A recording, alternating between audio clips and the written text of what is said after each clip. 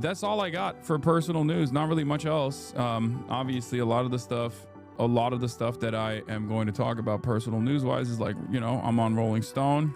Rolling Stone's most influential. I'm going to put 20K in parentheses. Everyone's mad at Israel again for killing journalists, even though they've killed hundreds already. I'm back on Fox News as well. I don't know where that came from. I don't know why Fox News just decided to throw a bone my way out of nowhere. That was fun. Yeah. Yo, I told the weapons writer director you like this movie and he was stoked. He knows who I am. That's crazy. Taylor Swift is off the market. Trump pushes dictator line again while threatening more military occupation. Dude, there's so much happening in the fucking world. It's crazy. I just like, I don't even know where to begin. I don't even know where to start. Weapons was awful in my opinion. No, it was great. Like the Taylor Swift thing is like mostly a joke. Obviously, like that's not the most relevant piece of news, but there's just so much happening. Vanilla Mae's birthday pics, heart eyes. Dude, okay. Vanilla Mae's birthday pics are so insane. I say this as someone who like does photo shoots for magazines and stuff. And I've realized that, you know, some people can just serve and some people can't. I can't serve. Okay. I try to, and I think like sometimes you get a decent one out of me every now and then, but mostly I can't serve. And then some people are just fucking baddies. Okay. And they're capable of serving and it's crazy. And especially when you got someone who is capable of serving and also on top of being capable of serving, someone who is able to, you know, link up with a brilliant photographer, you get something crazy out of that. Okay. And Vanilla Mae's birthday pics are a great example of this because like as someone who's done magazine shoots over and over again, this blew my mind. Okay. This actually blew my mind because this photo shoot is basically, it clears every magazine photo shoot I've done this year. And it's just like, I mean, obviously there's like a lot of effort that went into this, you know, but it's crazy that like I got these professional teams and stuff, like people coming in and we're trying to like put something together, but the art direction is mid. I think it's crazy. I think you're crazy for saying that. Look at the colors, man. This is a very difficult shot to pull off. Even down to like the chemtrails, like even down to the plane passing by and like that cutting across the image is all, it just worked very good. It worked very well. So shouts out to this team. I saw it and I was like, damn, that's fire. Like not even on some, not even on some horny shit. Like I'm just straight up appreciating the artistry here. It's just one of those things that some people can pull off and some people can't. I'm just not a person who can pull it off, I think. The photographer can confirm that part of the job and the models to make sure they're serving how they want to be seen. Yeah, it's crazy. They're manipulating the weather. Yeah, see, they are. I saw a white girl go body coffee because tea isn't strong enough. No, it's just like, I mean, this is fire. This is a fire photo shoot. Like this is an incredible photo shoot. Like sometimes I look at stuff like this and I'm like, damn, I wonder if I could like ever be able to pull off even a margin, okay? Even like a fraction of this level of service. This level of service.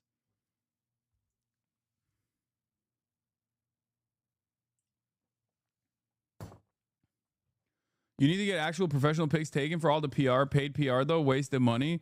What do you mean? All of the fucking magazine shoots that we do are professional, but it's mostly me. I can't pull it off. That's what it is. You know what I mean? Like I just don't know. I don't know how to be like, it's just, I think it's confidence. I feel like I was more confident back in the day when I was wearing those goofy ass outfits, when I was wearing those silly ass, goofy ass outfits way back in the day. When I was like a more social person, I think I used to serve harder. I was cunty. I was cuntier. That's why if you look at like all of the old photos that I have, because like everything is, it's basically a skill. And people don't understand it. People think like it's not, but or people joke about it like it's a skill to be photographed. Well, like it literally is. It actually is. And I guess like maybe when I was taking more photos every single day, when I was on my like Sigma grind set influencer shit, when I was trying to be an influencer, I used to take photos every day. I would force my friends to take a photo of me every day. And for that reason, I think I got like a lot better at serving, but I'm too self-conscious now. Whenever I take photos, I'm like way too self-conscious, where I'm just like, where I just don't know. I got one look. It's this. That's it. I need to get better. I need to get better at being sexier. That's it. Just gift all your money to me, become poor and real again. Yeah, that's what it is, bro. Hasn't made his own Insta post since France. You changed. I know I'm the worst influencer of all time, low key, but also high key. I never influence. I don't post any photos, shit like that. Man, that's the reason why I fell off. Okay, that's the reason. It's not the bots. It's that people are like, why aren't you posting sexy pics of yourself, silly? Stream idea, get Marlon to teach you how to look T. Ooh, that could be fun. We could do that. I think that could be fun. The problem is, what the fuck's he gonna teach me? How to be super hot? He's just hot, you know? Like, that's different.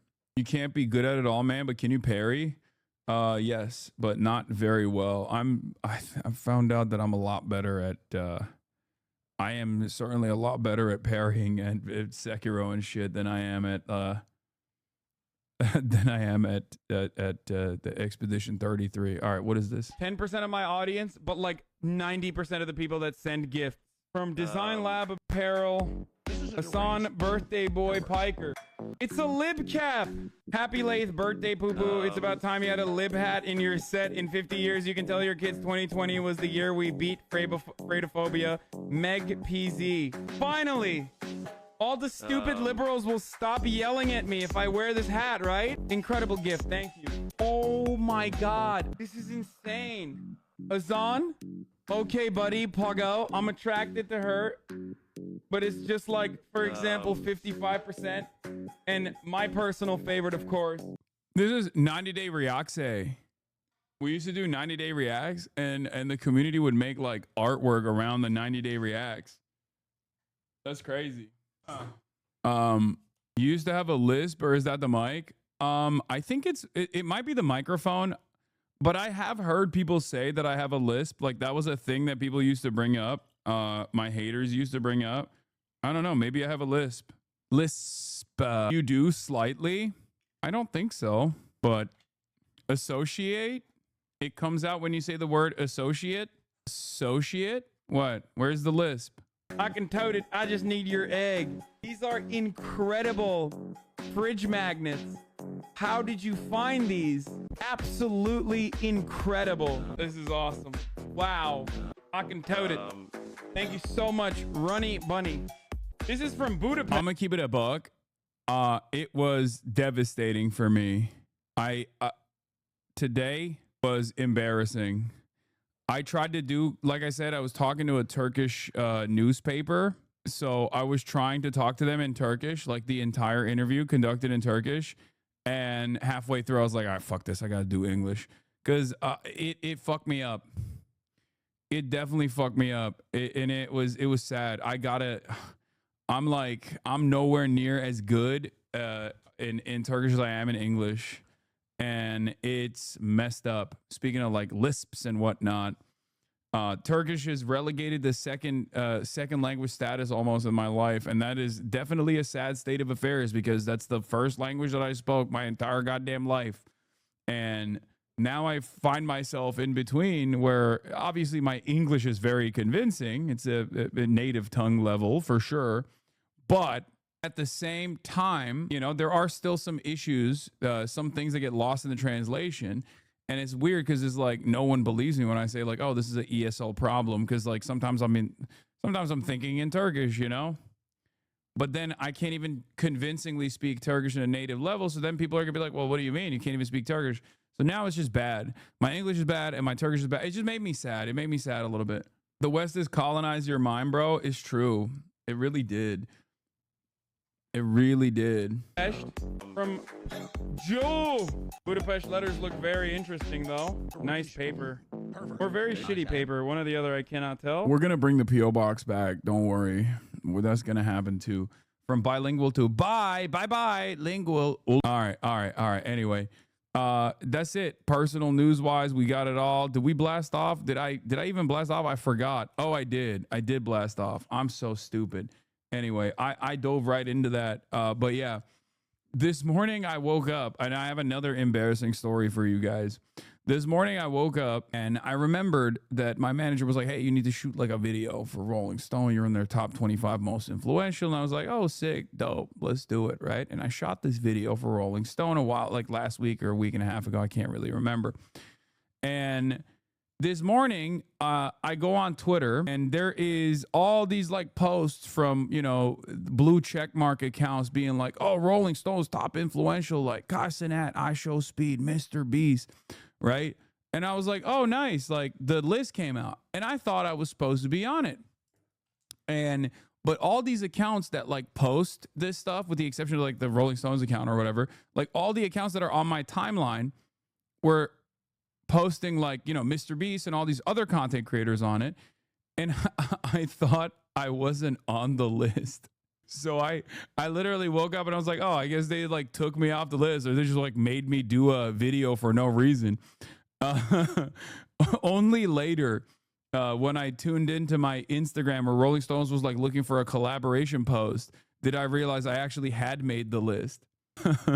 So wait, what number are you? Like 25? In the top 25, I'm actually number 8. I'm in the top 10. Crack the top 10, baby.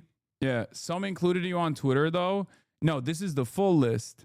And I had not seen the full list. That's why. I only saw, most of them were talking about like, Mr. Beast and I Shall Speed, Drewski, Kai Cenat. So I thought that they just like canceled my appearance or something. I don't know. But it is very cool. It is very cool, not because like I'm on it, but I mean, that's always great. And I'm always very happy, right? And Iron Mouse is on it too, which is really cool. But there are a lot of pro-Palestine people on here, which is interesting. Now it's the Rolling Stone and they're supposed to be like, they have always been, subversive and irreverent, but like they've always been, a little bit different than like regular traditional media outlets that are more traditional, right?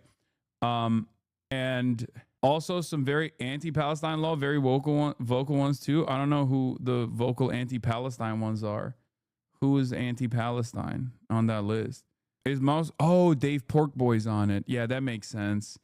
That's true. Dave Porkboy. Isn't Alex Cooper? I don't know. Is she? In any case, yeah. So I that was a little fun, little embarrassing story, I guess. But like, I did not think that I would be as high on this list. Let's be real. Okay. I did not think that at all. Also because I didn't see myself in the thumbo.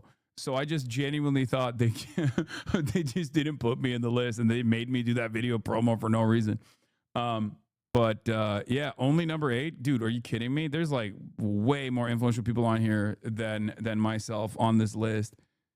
Is cool though. They used to be a novelty, but creators have infiltrated every part of our lives. TikTokers are no longer bound to TikTok. They're in our HBO shows and primetime sitcoms and Spotify playlists. So what makes a creator influential today? For this list, we define it as someone born from the internet, not a celebrity who jumped on after gaining fame in a more traditional way, who uses their chosen platforms to push conversations forward. We started with dozens of names, then with the help of data from software analytics company Creator IQ, weighed their followers, engagement rate, and audience growth over the past year. Using those numbers and our own editorial judgment, we rank these creators, all of whom are shaping culture in 2025. Number 25 is Kay Poyer. I don't know who she is. Lady Miss K. This Dallas doll. Oh, wait, I do know who she is. I have seen, yeah, she's funny as fuck. That's cool. No, I do. I've seen her TikToks. Yeah.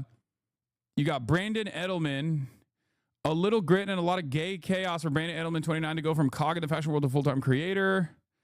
Not sure if I've ever seen his stuff. Obviously, Dave Porkboy, I know. Dave Porkboy is Unfortunately, a fucking institution at this point, even though he is probably one of the objectively bad people on this list, like just truly a villain.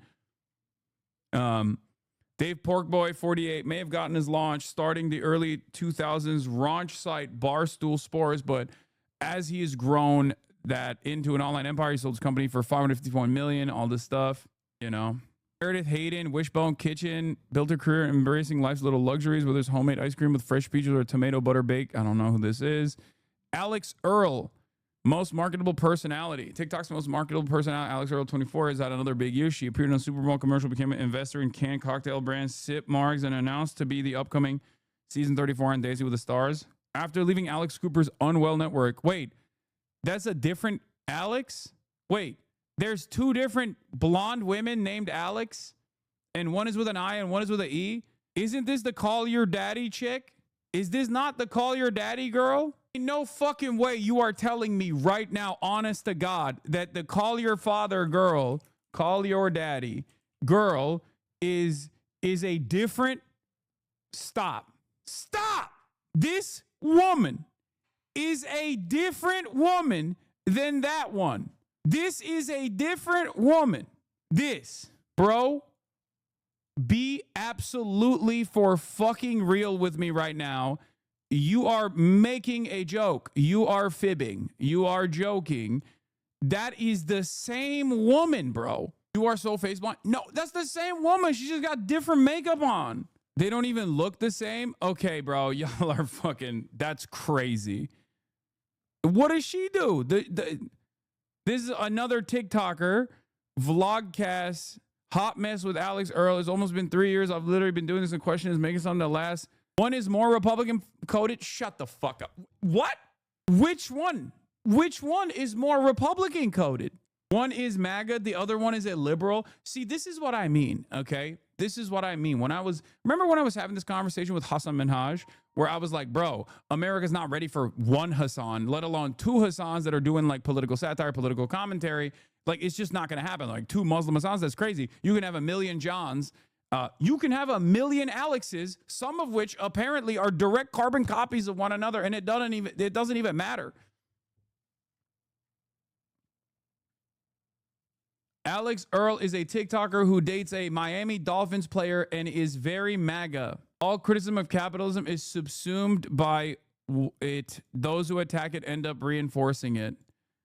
Yes, that's what I'm doing. I'm reinforcing the capitalist structures that bind us. I'm doing it deliberately though. Like, it's just. Oh, anyway. You can tell if a blonde woman is a Republican by her roots. If she's got busted roots, she's MAGA. Anyway, okay. Sabrina Breer, 31, working as a Hollywood assistant in Zoom. Sabrina Cinnamon Breer, I don't really know who that is. Theo Von's on here. That's another, like, outspoken. Wait, what the fuck? Theodore Capitani Von Kornatowski the third? Ain't no fucking way that's this dude's name, bro. What the fuck? You didn't know he's Polish royalty? That is, I'm learning too much today at this Rolling Stones list that I'm going through. There is too much information. I don't even need to know this stuff. You know what I mean? This is crazy. Is this how you find out Theo Von is a literal aristocrat? Ain't no way. Are you serious? He's actually a literal, honest to God aristocrat. Hasanabi is not tapped in. No, I'm not. So he's like most likely a little inbred is what you're saying. Because let's be real, there ain't no fucking way that you can have aristocratic roots without having a little bit of that inbreeding. Like, that's what we're having. That's like actually what's going on here. Anyway, all right. We got Theo Von. Anika she. These days, viral moments, 27 going to hand, about ancient Egypt, stainless steel. Iron Mouse, Pog. Iron Mouse went on air. Puerto Rican Twitch creator Iron Mouse may remain anonymous, but she's become iconic with her pink and purple hair, avatar, and high-pitched squeaking voice alone, which is real, she claims, as a result of lung infection due to COVID-19 complications. The vlogger and gamer is a mainstay in VTubing, virtual YouTubing, or using graphics and motion capture software to mask one's identity. I love when they try to entertain or explain what like this concept is to a fucking boomer / normie audience. VTubing, virtual YouTubing, or using graphics and a motion capture software to mask one's identity. And the most subscribed female Twitch streamer of all time. I feel like people are embracing VTubers more than ever, and it's really cool to see. She tells Rolling Stone, aside from streaming, she's also a singer. She's released 2 singles in the past year, as well as being featured on a Canadian rapper BB No Money single, 1-800-SC. Ilona Mayer, genre sports creator. Oh, this is the USA Rugby star. I remember her. Speedy Moorman. He was the one who interviewed Joe Brandon, if you remember. Tefi Pessoa. Hello, Tefi. Estefania Vanegas Pessoa, known to the world as Tefi Pessoa, often thinks back in the time of storytelling in Miami middle school. Ask Tefi. I don't know who this is. Drew Afuelo, I know her. There's a lot of content creators I know on this list. Duke Dennis, obviously. Jake Shane, influencer comedian Jake Shane turned his Octopus Dish review account into a comedy journey. Octopus Lover. After shifted to improv based or historical biblical events, what if John Wilkes Booth went into the wrong theater? That's cool. That's another. This is the same woman. Same woman twice. Alex Cooper. This is what we were talking about before. It's like, this is the same. Like, we have both of the Alexes on here. It's not. They're both separate queens. Okay, no, this is Alex Cooper and not Alex, the other one. One of them is MAGA and the other one likes Kamala Harris. I got it. I know. Okay. Camilla Araujo, OnlyFans model. After a cameo in Mr. Beast's massive Squid Game YouTube video, OnlyFans star Camilla Araujo, 23, has become a master of internet virality using rage bait and provocative comments and a strategic data-driven approach similar to that of Mr. Beast to fuel her explosive growth.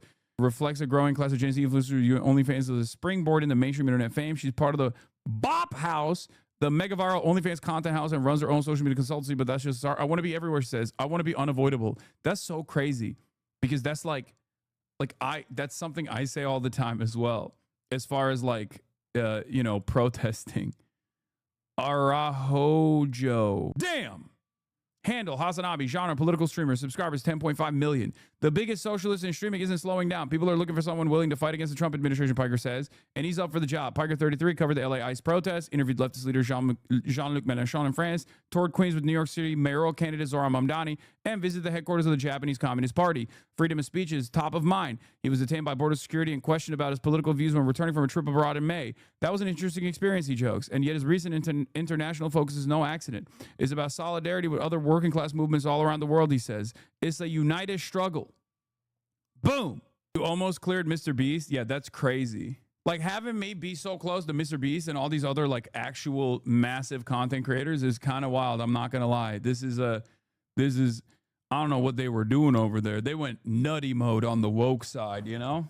We got Mr. Beast. Caleb Heron, number 6, deserves all the good things, deserves all the praise. Got to have him on the Fear End podcast. Got to have him on, not just the Fear End podcast, but got to have him on the stream too. I think we could have so much fun. Don't know how to reach him. Get him on the broadcast. Stop being lazy. I just don't know how to reach him. I don't know. I don't know what my connect is. You know what I mean? I guess Z-Way. Maybe he'll finally make your stream worth watching. Shut the fuck up, chatter. Oh my god. Try Brittany Broski. Oh my god. Okay, listen to me. Chad Vice with Caleb and Brittany would go, I think, a little too hard. I think we would rip apart the space-time continuum. I feel like if I did a Chad Vice with Brittany Broski and Caleb Heron, oh my god, that is cinema. That is fucking cinema. Hold up. I'm going to text her right now. I'm going to do it right now. Oh, shit. I'm doing it. I'm setting the stage. Brett Cooper gave you a shout out. Wait, really? Link it to me. And then we got our Queen Lynn. You got to remind people that Caleb is a mean gay. He will roast your ass. Wait, I mean, yeah, of course. Queen Lynn Blackwell at number 5. She's killing it. I'm very happy for her. She's blowing up. And you got number 4, Kai Cenat. Obviously, this one made me very happy though. Miss Rachel obviously deserves all her flowers. She deserves all the praise. She is the GOAT. She is one of the, look, I'm a political commentator. This is my job. I am a very opinionated person. I always have been. I'm a very stubborn person. So my expectation is never going to be that someone who doesn't do that as a profession first and foremost, to maintain that same level of necessary stubbornness and clear conscience on an issue that is considered the third rail of American politics that most people are too afraid to touch, right? So the very fact that Ms. Rachel, despite being like a brand that is in Walmart and a massively successful Netflix show, the fact that she said, look, it does not matter. I am going to absolutely, regardless of all of the financial, regardless of the finances that I am basically casting aside as someone who is at the absolute top in terms of content creation, who has become like an institution for children's entertainment. I am going to actively keep pressing and actively push to try to give people an expanded permission structure and advocate for Palestinian emancipation. It's amazing. She is amazing. I really, really, really respect her. And then, of course, number 2 is Drewski, which is, fine. He's funny. I get it. But number 1, same with iShowSpeed. I mean, iShowSpeed doesn't obviously have like the same, I would say, background information as like Miss Rachel, but it's very cool to see 2 of the top 3 content creators on here being unconditionally pro-Palestine. Like that's very dope. That's very, very cool. That's very, very cool. How do you become a global phenomenon? For iShowSpeed, it starts with never turning the camera off. iShowSpeed has transformed childhood nickname Speed into his longtime love, video games into our streaming empire. Born Darren Watkins Jr., the Ohioan, 20, is best known for his worldwide streaming tours, where the camera stays rolling as he meets foreign dignitaries and sports legends, plays and pickup soccer matches, films music videos for his budding rap career, or is hounded by massive crowds. Speed's teen antics have gotten him in hot water, but he's addressed each controversy with a genuine apology, all while drawing millions of views with his boisterous energy and cultural curiosity. Once again, for Speed, it's like, for Speed, I match his career and his development as like a literal child, because I think he started off at like 14, right? Like he was on camera when he was 14. He blew the fuck up when he was like 16. That's never going to be good for anyone's development. The very fact that he could have been the biggest shithead on the planet and instead has basically had weird politics overall, but uncompromisingly is pro-Palestine and also pro-trans is so shocking to me. He is like the reversal of the average American liberal who will refuse to take a stand on Palestine or refuse to take a stand on trans issues, but is like otherwise very progressive optically. And he came from Ohio. That makes it even crazier to me. Okay? Like, think about his orbit when he was initially blowing up. It's like the Aiden Ross. Like, he could have been worse than Aiden Ross, you know? And the very fact that instead of doing that, he just does like fun content. You know, it's high energy. Maybe it's not for you. Maybe it's for a younger audience. But like the very fact that he is from Ohio, blew up with like a crowd that could have led him astray, and definitely had like a lot of problematic and horrifying moments when he was a literal child. And instead has become this person that is an institution in and of itself, who does like positive content all over the world. I really, really appreciate that. It makes me very happy. Yeah, you got LeBron and you got iShowSpeed, Ohio's GOATs. He's from Cincinnati. That's like saying Chicago is Illinois. So how does Speed's pro-Palestine and pro-trans express itself? Okay. Does anyone have the bye-bye Israel clip? There are so many different. Speed is really interesting because like the average person in America is not very knowledgeable on these issues at all, and just unconditionally supports Israel, right? Like that's the starting position. I would say for Speed, it's the exact opposite, where he's also not very knowledgeable, but somehow landed on the right side of this argument. But this is a perfect demonstration of iShowSpeed in general. Look. It's right here. Israel's right here. Bye-bye, Israel! That's not Israel, dude. What is he doing? Bye-bye! Bro blew up Saudi Arabia going bye-bye Israel. Close enough, I guess. Which is, if you're a little bit aware of politics, it's just funny because like he's just, this was another one. Like this is when this like pro-Israel influencer approaches him and he's like, chatters, y'all need to learn CapCut, okay? This is the problem. Many of you don't know how to do like Creed edits and shit like that. You don't know how to aura farm. This is an issue. Our audience is too old to do like Creed edits. Meanwhile, you got like 13-year-olds blasting these edits like nonstop on TikTok and getting 1.1 million likes. And streamer. All right, what's good, YouTube? I'm gonna post this video 3 years later. Right now, I have 5.9 thousand subs right now. Except for Emma. I wonder how much subs I have later. You okay? Yeah, he's got. I'm from Palestine. Free you. This is awesome too. I'm from Palestine. He from Free you! Free you! I know, free Palestine. Free you! Free your mama! Free you, man! Free you, dog! Oh, you're the best streamer out there. Thank you, bro. Are you in jail right now? Where you from? He said, "Free you." It's awesome. I mean, he's. Here's one that went viral. Why is this age restricted? You will not love Israel.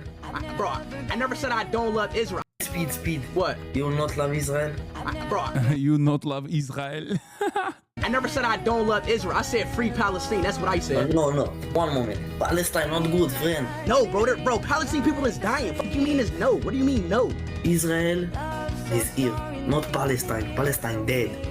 Palestine fucking dead. The fuck is what, bro? I'm not fucking playing with you, bitch. Free Palestine, nigga. The fuck? This is, I don't know, maybe it's his cameraman, maybe it's like Sips, his second in command, but like someone literally early on was like, hey man, this is pretty fucked up. I don't know if you know this. And he was like, this is the most fucked up thing I've ever heard. Free Palestine. And he has just never stopped saying it. Yeah, more effective than 1,000,000 hours on my fucking broadcast. Let me tell you, if the adults that chirp at like the most, if the adults that chirp at like people saying like, yo, Israel kind of sucks.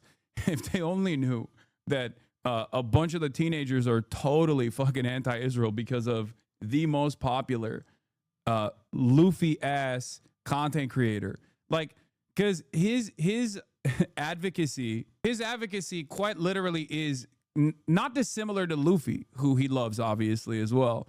Like he is the closest like real world equivalent to Monkey D. Luffy, in the sense that he's freakishly athletic and also is uncompromising and unconditionally on the right side when it comes to imperialism. Specifically, Israel, Palestine, in that situation, and it also doesn't like make too much sense. You would wish you were iShow Speed. No, I'm very happy with who I am, but I do appreciate him quite a bit for all the reasons that I just mentioned. Always have to bring up anime and everything. Holy weeb. No, he loves Luffy too. He's a big One Piece stan. Anyway, Speed was in my communist study group. Yeah. Inshallah, one day we're going to make him a full-fledged Maoist or worldist one day. He's also somehow pro-China. I know. That was also dope too. That was also pretty sick. But yeah, cool stuff. So we got one media hit. But of course, when there's one good media hit, we got to have an even better media hit. That's right. Ladies and gentlemen, as you guys know, I did a double Hassan versus Hassan show recently. Okay. Hassan Minhaj doesn't know. We watched it. One of the best interviews I've done, I think. It was very interesting. We went deep, right? We went deep about my worldview and things that I believe, things that I think are right, things that I think are wrong. Anyway, Fox News was apparently also watching. Twitch star Hassan Piker calls communism the honorable end goal of socialism. The far-left commentator also insisted a communist formation has never existed despite communist takeovers in China and Cuba. Now, what's really interesting about this is that None of these are objectionable statements. They are objectively true statements. And if you actually watch my descriptive assessment, you would understand, okay? Left-wing Twitch streamer Hassan Piker defended communism as the honorable end goal of socialism and the distribution of goods to the working class on Wednesday. Piker sat down with comedian Hassan Minhaj on his podcast where the two discussed progressive issues, including the definition of socialism. Socialism is redefining and reorienting the classes politics that we currently have away from the capital owning class, owning both the means of production and virtually every facet of power, and redistributing it in a democratic fashion back to the largest class, the working class, Piker said. Now, this is just a description of what socialism is. And if I do say so myself, a fairly accurate one that I think helps people understand it as easily as possible. Okay? Where is the commentary? Where is the counter narrative? They're just basically quoting me outright. And I guess, like, how is socialism different than communism? Minhaj asked. Communism is supposed to be the end stage, Piker said. It's like the final goal. It's like the final evolution, a stateless, moneyless, classless society, a borderless society. We've never really had communism. I know people will just jokingly sometimes say real communism has never been tried, but that literally has never existed. Piker acknowledged that communist parties have existed in places like China and Cuba, but he insisted that there's never been a communist formation. He added that he doesn't consider being called a communist an insult since he believes communism is an admirable goal. I wouldn't say I'm a communist, but when people call me that, I don't really care because I'm like, I think that's pretty cool. It's Star Trek. It's the Star Trek universe. They have a moneyless society. I feel as though that is definitely an honorable end goal to reach where we have all of our needs met. This is just a transcription of the podcast. And I sometimes think to myself, who is this for? And then I remind myself that it is actually supposed to be on its face a terrifying prospect that a young content creator that like is youth facing, rather. I'm not young myself. I'm 34 now. I'm old, but you know, young for the Fox News audiences, is just, you know, describing these sorts of things without being scared by these concepts. And those concepts are, I guess, like scary automatically to their audiences. So they don't really need to disparage what I'm saying, you know? Piker at 30, I will say this though, and I don't know how we got here, but what's wild about it is that these guys unironically do a better job of quoting me in context than like supposedly apolitical or liberal content creators do online. And that is what's so remarkable about it. Like, whenever I get written up on Fox News, they just basically will add the context as well. There are some statements where they don't, like where they clip me out of context or whatever. But I do find it really funny that they do a better job of accurately describing my politics and letting my words speak for itself instead of just like actively trying to undermine it in the way that like some of these fucking idiotic slop tubers have done for a very long time. I don't know what to make of that. Piker, a 33-year-old Turkish-American commentator who lives in California and grew up in Istanbul, is a former producer of the far-left internet commentary program The Young Turks. Is the nephew of co-creator Cenk Uygur. His Twitch streams regularly hit over 1 million views, often has 30,000 viewers at any given time. In his videos, Piker is known to push controversial views such as downplaying Hamas's actions during October 7 attacks and claiming that the U.S. deserved 9/11. Despite his outspoken support for socialism, Piker came under controversy in 2021 after it was revealed that he bought a nearly $3 million home in West Hollywood. He defended his purchase on social media, suggesting it was part of living in Los Angeles. Pretty much everyone's argument reduces to, I live in LA. The housing market here is fucked. Why is the argument that I should keep renting or that I should go gentrify somewhere else? Will this solve the problems? No. People are mad because lefty with house. That's it. He wrote. This is amazing. Like, this article is like written as though it's a puff piece. Depending on your worldview, if you read this article, you'd be like, oh, that's nice. Nice little update from my favorite commentator who is, you know, describing things. But I guess like Fox News's audience doesn't need to be negatively framed against like someone even correctly describing socialism. The mere fact that someone can be branded as a socialist or even say that they're not worried about being called a communist alone is the dunk, you know? But it's awesome. Yeah, that's just self-evident. I like how they slam Hamas lover between Nepo baby and homeowner. I know. What is this? I recently saw John Schwartz defending you in the replies. What is this? Have they endorsed a different candidate or said anything negative about his campaign? I think people are just unhappy about the most powerful Democrats in the country. My sense is that anti-establishment Dems are tired of being lectured about how they have to unite under whoever wins primaries, only to see that top Dems don't believe that for themselves. E.g., they don't like that Cuomo is not just still running, but collaborating with Trump.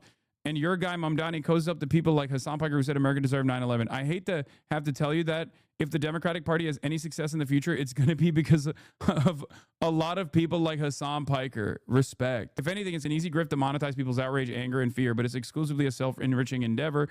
Yep, the DSA kids who hate America because TikTok told them to. The ones who at the front to say Shangri-La, but says Shanghai Law.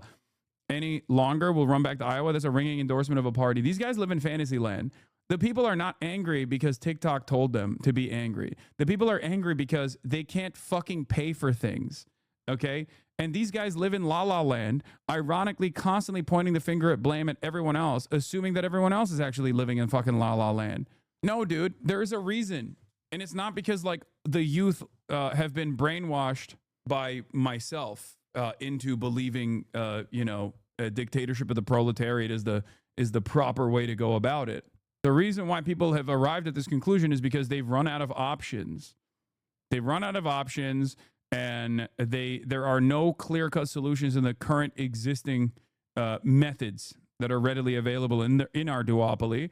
And it's perfectly reasonable for a lot of people to demand that the left flank of our duopoly actually represent real leftist opinions, real left politics, and not just like a diet watered down version of right-wing politics. One great example of this, and I'm going to get into it now, obviously, now that we're done with like the self-glaze session of the broadcast, is Donald Trump's attempts. Donald Trump's attempts at like doing a fascist takeover. These people think you have way more persuasive power than you actually do. Yeah, I wish I had that kind of persuasion power, okay?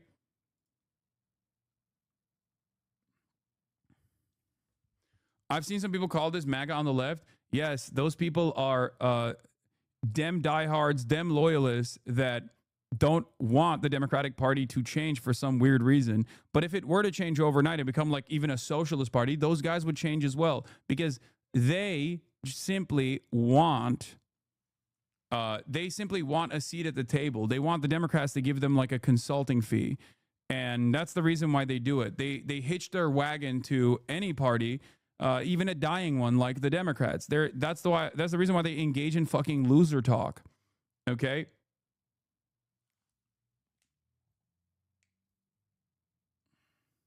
So you're not a communist, but your guiding ideology is historical materialism. Would that make you at least a Marxist?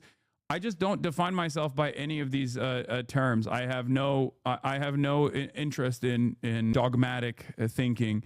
But like I said, I don't have an issue with being branded as a communist or a socialist or a Marxist or a Marxist-Leninist. The only thing I would push back on is if someone were to say I'm an anarchist, I would say I'm not an anarchist.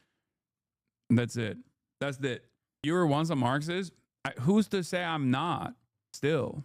Like, what do you mean? But yeah, it is funny that like a lot of liberal commentators online have learned like the term tanky and just like run with that over and over and over again.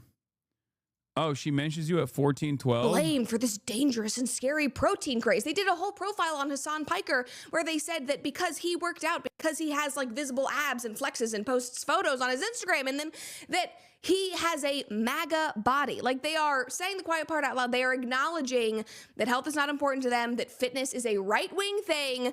Like, that is where we have gotten right now. So no wonder your revolution. Yeah, I mean, fitness is not a right-wing thing, and it's very frustrating that people have like done this. And once again, I would go so far as to say it's not dissimilar to the ways in which, in like the Gamergate craze, a lot of liberals themselves actually represented like the hysterical woke scold style cartoonish depiction of the left willingly and voluntarily. We have too much marketing people on our side ideologically to consistently allow our opponents to frame the conversation around a reality that does not exist. If you look at the real world, if you look at, not that it matters whether someone is like physically fit or not. Ultimately, I don't give a shit about that kind of thing, even though I personally like it. And I think it's good if people are physically fit in general. But from a political perspective, I don't think it says anything about your politics. Having said that, however, if you were to look at like areas where a lot of Democrats congregate versus areas where a lot of Republicans congregate, and you just put a lineup of like the average Republican versus the average Democrat, I think the physically fit voters would most likely lean on the side of the average Democrat. It's partially born out of material conditions, of course. It's born out of like having disposable income or time to go to the gym, not living in a fucking food desert. Republican areas are poorer on average than Democrat areas are. And a lot of Democrats do care about their health in way more meaningful ways than the Republicans do. It's kind of it's not dissimilar to like gaming, right? People just think like, oh, gaming is right wing. All gamers are right wing. They're all shitheads. That's not the case. That's not the case at all. It's just that they flood the market with this kind of commentary to try to make it seem as though that's the case. And the same goes for gym culture and shit. They flood the market with content creators that are finding themselves on the apolitical side, which usually snaps to reactionary commentary, reactionary politics. Same with anime, same with everything else. It's very frustrating to experience. Would you say that the main divide between the right and left is how empathetic people are? Because I feel like that's the case in so many cases. Yes. Yes. I think when it's like, if you bring it back to like two different poles and what like first principles look like without actually identifying them, without actually like getting too far into ideological tendencies and whatnot, it genuinely comes from individualism and empathy. That's it. People on the left flank of politics, adjusted to whatever time frame, adjusted to whatever country, adjusted to whatever culture you want to present, are always going to be the more empathetic side. And people on the right flank of politics, whatever you want to call them, right, are always going to be more on the individualist, selfish, less empathetic side. It's that simple. I got mine. It's a constant fucking struggle. You know, fuck everybody else. That's it. That's why I always say, like, my politics are about not being a shithead and only bullying those who are bullying others. Okay? That's what it comes down to. That's unironically what it comes down to. Everything else is just like seasoning. Everything else is just marketing. Okay? Yeah, party of me versus party of we. Left-wing Democratic Socialist candidate Zohran Mamdani can't even bench 135 without a spot. And you might be saying, Brett, you can't even bench 135. I know. But when you go on X, there were so many women on there who were saying, okay, I know that I can't do this, but like men, this is your wheelhouse. Like, what is, you know, an average, what do I want to say, PR? Like, what do you guys actually bench? And the replies were hysterical. People were like, no, 135 is like my warm up. And people were like, there are all of these threads of like, yeah, 250, 180, whatever. I asked Alex, apparently his PR was, I think it's 285. Hopefully I'm not butchering that. Love you if I am. He said don't expect him to do that anymore because he like blew out his shoulder in college trying to do that. But anyway, that is what is going on here. Like, no wonder your big candidate can't do that when this is the culture that you've created, when you have created a culture that has villainized health and fitness. And I don't even know if the left cares, like, at all. They villainized this. They've walked away from it. They have lost this. I don't think they care. However, Grand Canyon University does care about the culture that they cultivate on. Oh, shut the fuck up. That's a crazy segue into an ad. Okay, so couple things here. Number one, the notion that like the liberals and the left have like vilified working out, idiotic, incredibly marginal, not a real thing at all. It's just also not a part of objective reality. Once again, okay, look at the average liberal living in a city and how much they work out, whether it's Pilates or yoga or whatever the fuck they're doing, versus the average Republican in a place like Oklahoma, for example. Go to a fucking Walmart, okay? It's ridiculous. I said this even with the MAGA body shit that the New York Times did on my profile, right? So that's already incredibly stupid, okay? You can be jacked to the gills and be a liberal or a Republican. None of this shit matters. It's just marketing. These people are just like leaning into that to make it seem as though that is just the case, when It just doesn't matter. It's not a part of reality at all. Secondly, and this is perhaps more important, Zoran Mamdani at the age of 33 is infinitely healthier than the average politician, both by his age and also by what kind of work he does. He is incredibly physically fit. He's just not physically fit in the lifting side of things. That's it. What's really frustrating about this process is that Zoran Mamdani walks, 20,000 steps a fucking day. What are we talking about?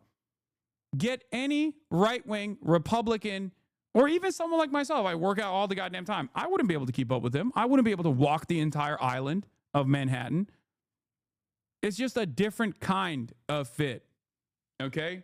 That's it. You're comparing cardiovascular capabilities to strength, pure strength. That's all this is. And cardio is incredibly important. Zoran is a cardio guy, clearly. Okay? That's it. Like, if that was the case, then Sam Sulek would be the most, physically fit guy on the planet. And I love Sam, but let's be real. Wait, what the fuck? According to this list, a guy with 1 million followers is more influential than me. What did I do to piss off the Rolling Stone? Okay, dude. There's no way Mr. Beast posted that. That's so funny. No, Mr. Beast didn't actually post that. Chatters, calm down. It's Caleb is making a joke. Anyway, listen. Let's get back to the story because Ben Shapiro also has some. Wait, he did? Oh my God, he actually did. Oh my God. Oh my God, he did. Oh my God. Are you fucking real, dude? Why would you post that? You sound so bitter. Oh my God.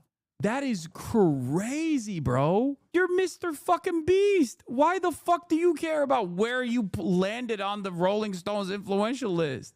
That's crazy.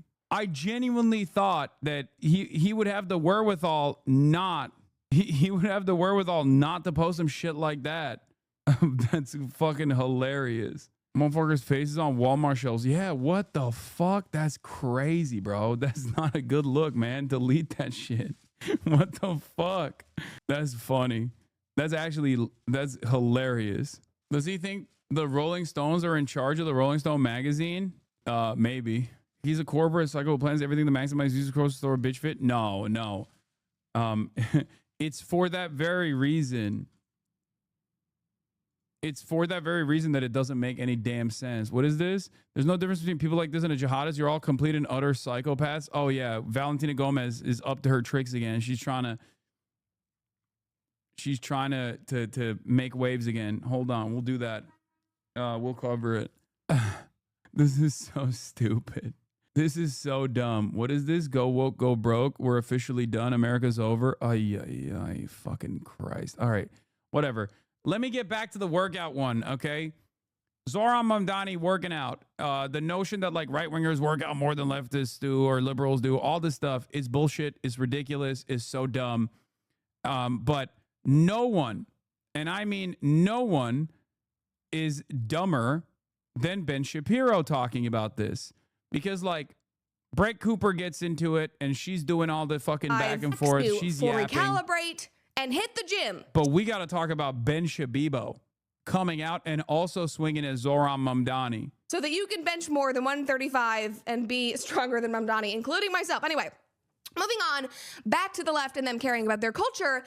The funny thing is, even though the left was, putting out these articles and these opinion pieces just 3 months ago, now randomly, they do care about fitness. They do care about hitting the gym.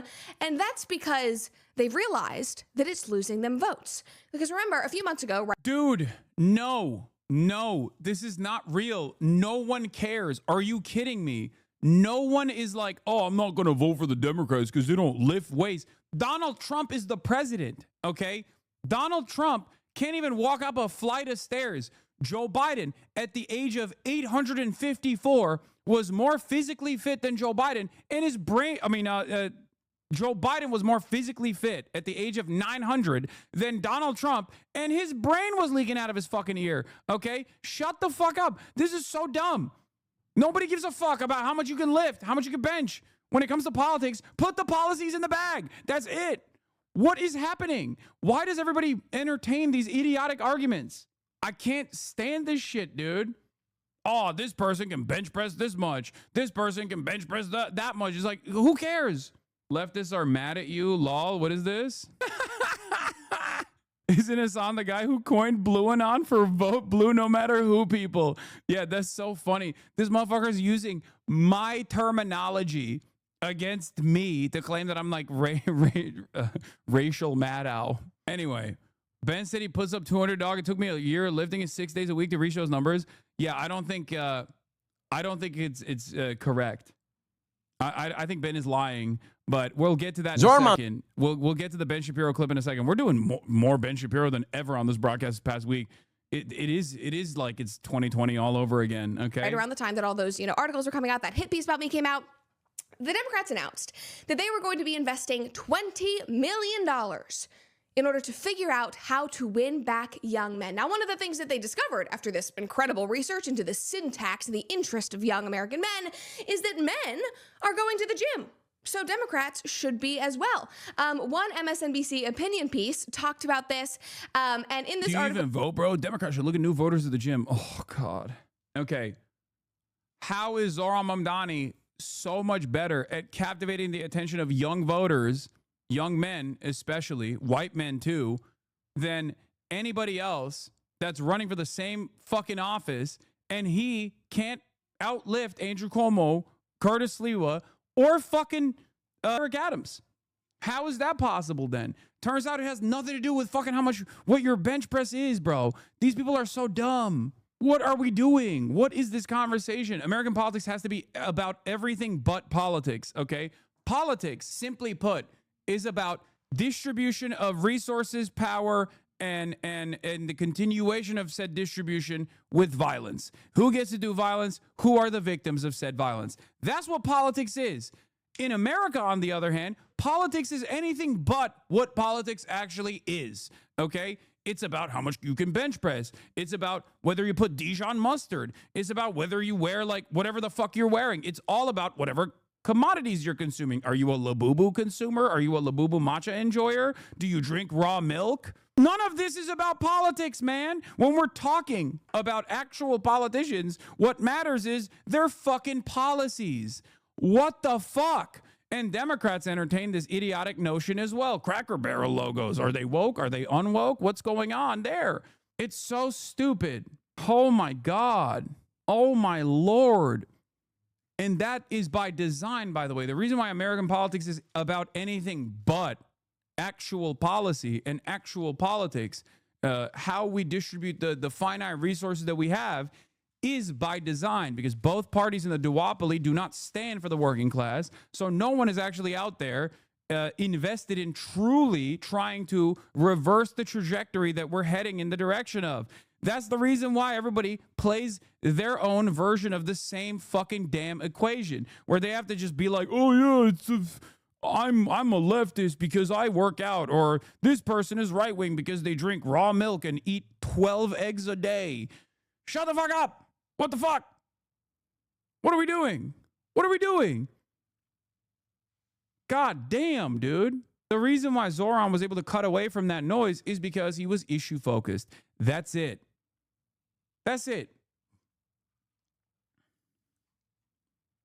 That's it. We are issue focused. But the problem is Democrats do this shit too. Gavin Newsom is a great example of this. He has been really popping off, making big waves in the Democratic side, where, you know, they keep polling people 3 years out from the actual election to turn around and be like, oh, he's going to be the runner-up. He's going to be the runner-up. Why is he the runner-up? Because he's memeing. He's memeing hard. He's memeing super hard. Okay? All of this is utterly irrelevant. Gavin Newsom has major issues. I live in his state. Okay? I live under the gruesome rule of gruesome Governor Gavin Newsom in California Oblast. And let me tell you, the housing market is fucked here, okay? Fix it.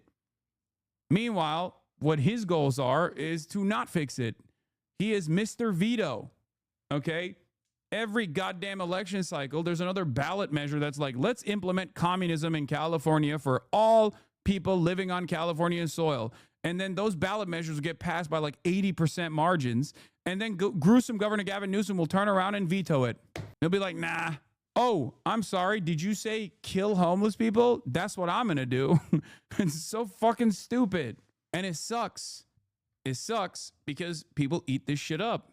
A lot of people do eat this shit up. I'm glad that people are fighting back. Okay? That's fine. That's great. But it can't just remain on the trolling side. Okay? It just can't. It can't just be like Newsom was right about everything mugs or Trump is not hot. Tank tops. Like, what the fuck are we doing? Is this merch real? It's not a joke? Yeah, it's not. Nathan J. Robinson, the GOAT, says, when Gavin Newsom loses in 2028, will Democrats learn their lesson and stop running soulless centrists? Or will they just try to keep doing this over and over until the party has 2% support and we finally reach full-blown fascist state? The second thing is what's going to inevitably happen. Okay? They are just... They're just actively looking for one guy who can cut away from the noise and not rock the boat policy-wise, okay? You should get Christian Divine to talk about this. He's been in the trenches. Yeah, I know. Those trenches are actually a lot more TikTok focused than you think, though. This is not a real active point of contention in the Democratic Party side or even on the left. It's just like a bunch of shit libs on TikTok chirping into the wind. And somehow I'm involved in it as well, apparently. I didn't even fucking realize that. It is crazy how many people are desperately clinging on to the notion that, like, well, Democrats are better than Republicans. It's like, yes, that's true.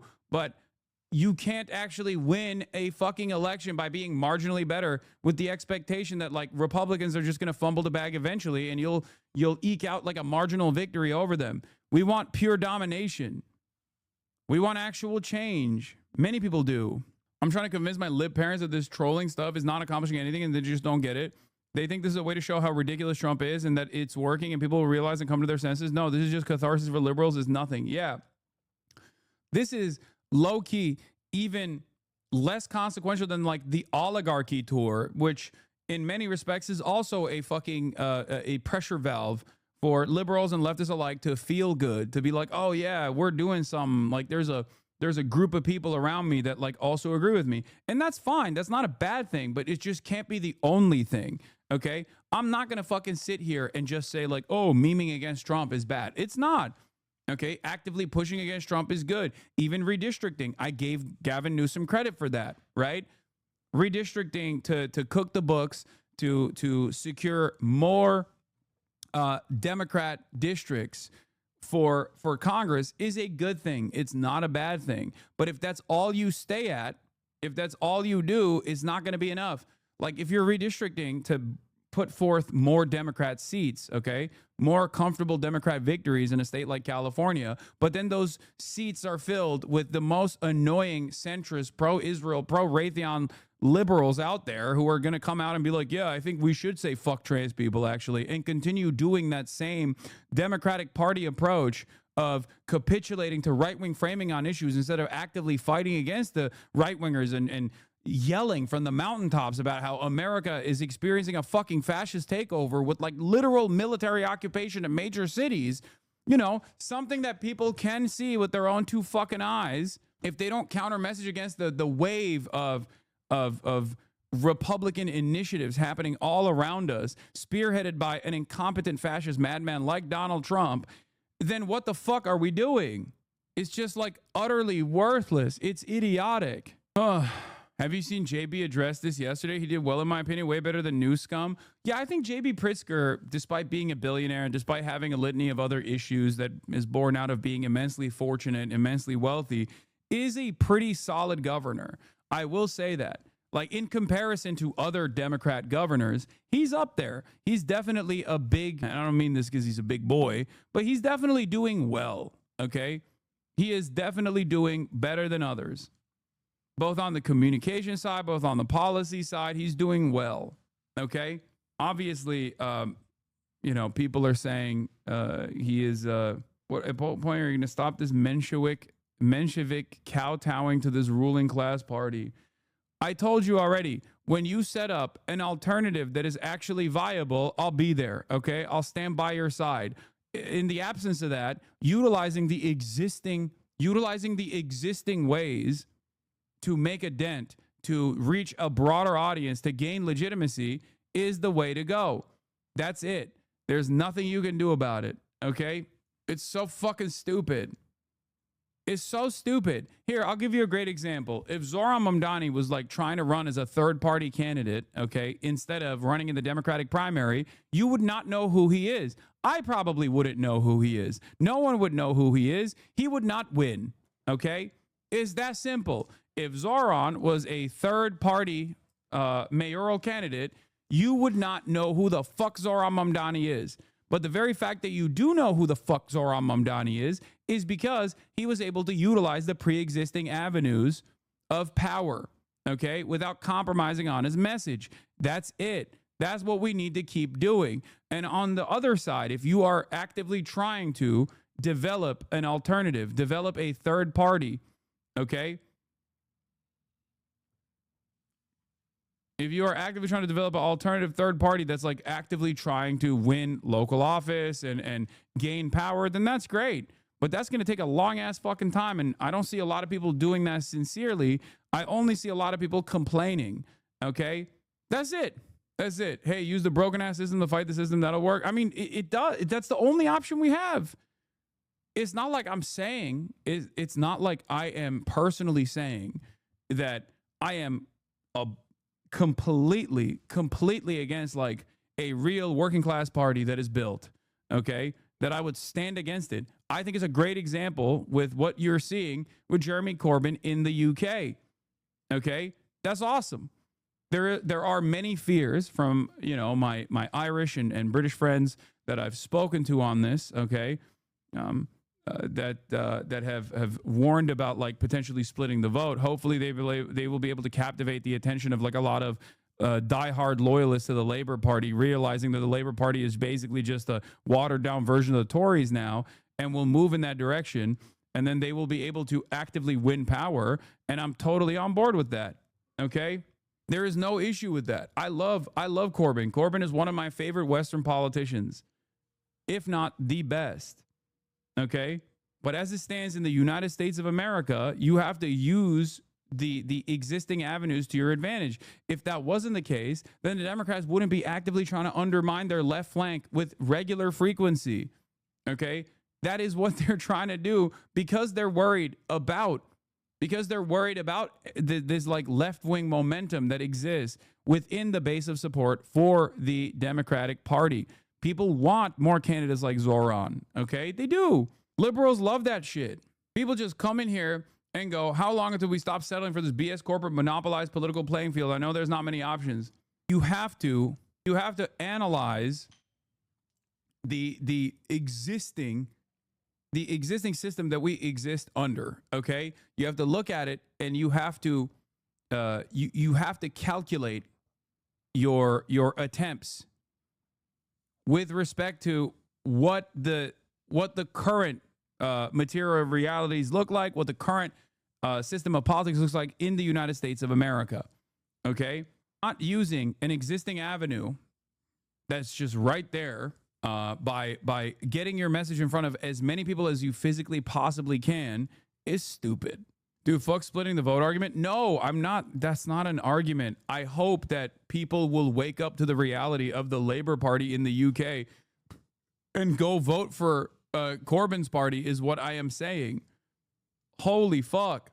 You guys are so predisposed to whatever you've made up, whatever image you've made up in your minds about what you think I believe, that you just can't hear the words that are coming out of my mouth. Okay. The Democrat Party is not the end goal here. Okay. If socialism is the end goal, there is no reason to cast aside existing avenues to garner attention to this momentum, to this movement, to the best of your ability. It's a simple stepping stone. Okay. God damn. That's it. Motherfuckers love talking about how they've like built a revolutionary vanguard and they're armed and ready to go. Okay. The countryside is rising up. Your framing is flawed. No, it's not. And it's not even my framing. It's the methods that you disagree with. I don't think you disagree with the framing, I guess. You and I have the same end goals. If you're a socialist, we have the same end goals, okay? But you don't agree with the methods. You think you have a better solution, but your better solution does not exist as it stands currently, okay? That's it. If it's a stepping stone, you could more frequently look at commie newspapers. Okay, this guy is definitely a trot. 100%. The fuck is that gonna do, man? Looking at communist newspapers? I mean, I already do, but like, what is that gonna do? Like, actually, only a trot would fucking come in here and be like, you know what the problem is? People are not reading enough pamphlets. Okay, I keep handing them out and they're just not reading them. And if they're reading them, they're not internalizing it. You said you wouldn't explain this anymore and would just show the SpongeBob vid. That's true. I should just do that instead. But I digress. This conversation low-key kind of fell apart because we were talking about Zohran Mamdani, a person who's been able to make waves within the Democratic Party infrastructure. And I would go so far as to say a person who's been able to become a national politician as a direct consequence of being able to make waves in the Democratic Party's existing infrastructure. As an infiltrator, if you want to consider him an outsider from your perspective. I don't think so. Okay? Because theoretically, he's a Democrat, okay? That's it. He is how the Democrats present themselves as. But the reason why he's seen as something different, and the reason why a lot of people that hold the levers of power within the Democratic Party's infrastructure are terrified of him, is because he is more honest than the average centrist Democrat. Will you not vote for your best interest if it's a third party? I've never said that. I have never said that.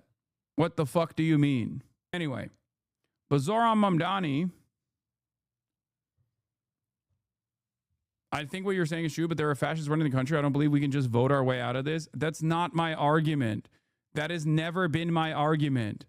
I have never actually said that you just simply vote fascism away. What are you guys talking about? Oh my Lord. That is not an argument that I've ever presented. People, again, this is the problem with like trying to understand complex political objectives and movement building from a good, bad dynamic and a framework that is like understandable and easy to digest. Oh, you must be saying just vote blue no matter who. That's not what I'm saying at all, okay? In order to build a robust working class movement, you need to actually be in front of the working class. In order to be in front of the working class, you need to show success. And the only viable option to show success, as it stands currently, is within the confines of the Democratic Party, which is supposed to be presented as the left flank against the Republicans. Okay? Infiltration of this sort is a necessity to get a socialist, working class backed candidate in a position of power.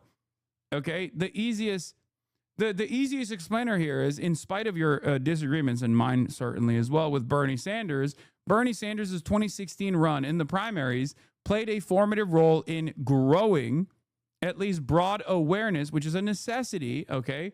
It's the first step. Broad awareness towards a socialist alternative. How's that for fucking trots out there, okay? A socialist alternative within the confines of the Democratic Party's like political machine. I don't know. I can't even explain it. I can't even talk about Zohran Mamdani not being able to lift weights. Ben Shapiro is attacking Mamdani apparently cannot lift like one of those shake weights. And we now have video of it, and it's pretty impressive because he has to have this guy. They're cheering him. Yeah! Let me get one more. Let me get three. Let me get three. Let me get three. Yeah! He does not get three. Two very assisted. Very, very assisted bench presses at 135 pounds. If you're going to do something like this and you're a public figure, you have to know your limitations. If you don't know how much you can bench, this is not a great time to try it out. It's like in front of a giant. Why? Who gives a shit? Nobody fucking cares. Nobody cares. Why is this a problem? Who gives a shit? Zohran has never presented himself as like this fucking specimen that it can like lift super high weights or whatever. If anything, it's more embarrassing when I see RFK Jr., who literally has made working out a important plank of his entire political identity, wear a goddamn lifting shirt and do half reps with like sub 135 pounds. Okay. That's infinitely more embarrassing than Zoran Mamdani being incapable of putting up 135 pounds. Okay. Zoran Mamdani's not like a fucking lifter. I literally asked him if he works out, and he said he does not. Okay. I was shocked by this because he's very physically fit. The reason why he's very physically fit is because he walks a lot. Okay. He's a cardio boy. It's all good. Crowd of people in the middle of a mayoral race. A decent bench for a man is his own body weight. Zoran Mamdani, I assume, weighs more than 135 pounds. 130. I think Ben's saying that because he's like maximum 130 pounds, I guess, because that's not true. There's diminishing returns. And even if you're 130 pounds, like, no, benching your body weight is somewhat impressive. I would say it's past the point of like introductory. That's not like utilizing just your pectoral muscles to be able to lift your entire body is an impressive lift. Okay. That is an achievement. That's not something you just like, that's not something you just arrive at with ease, no matter how light you are. Now, of course, when you're short, like Ben is, and you're lighter, like Ben is, you do have some lifting advantages. This is true, right?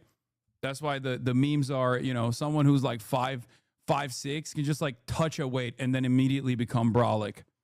It's like, you know, lifting memes. It's like automatic steroids. Okay. But overall, this is just a dick slinging competition for incredibly, immensely insecure people. That's all this is. 35 pounds is not a lot of weight, like not a lot of weight at all. I'm not a bench press enthusiast. For the record, I max out at around 200 pounds. So I'm not like an amazing. First of all, if Ben Shapiro actually could do a 200-pound PR, that's fairly impressive for his size. The fact that he's also saying that that's not that impressive is ridiculous. Okay. And I don't believe that at all. I need to see it to believe it. I do not believe it. Okay. I do not believe that at all. You just said something that I've been curious about. Is walking really a good way to burn calories? I walk my dogs about 3 miles every day when it's not 110 degrees in Fort Worth, but I don't know if I should be doing more cardio on those days. Yes, walking is the best way to fucking lose weight. If you want to lose weight, it's like, it's low intensity. It's low intensity cardio. Also, let me tell you something. The fact that he said his PR is 200 is also oddly suspicious. In the longer video, he also talks about Zoran's weights, and he doesn't immediately clock that it's 135 pounds.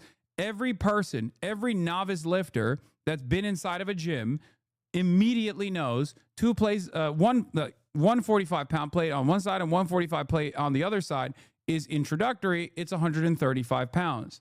Okay. At least for someone like myself who's been lifting for many, many years, that's like my warm up, right?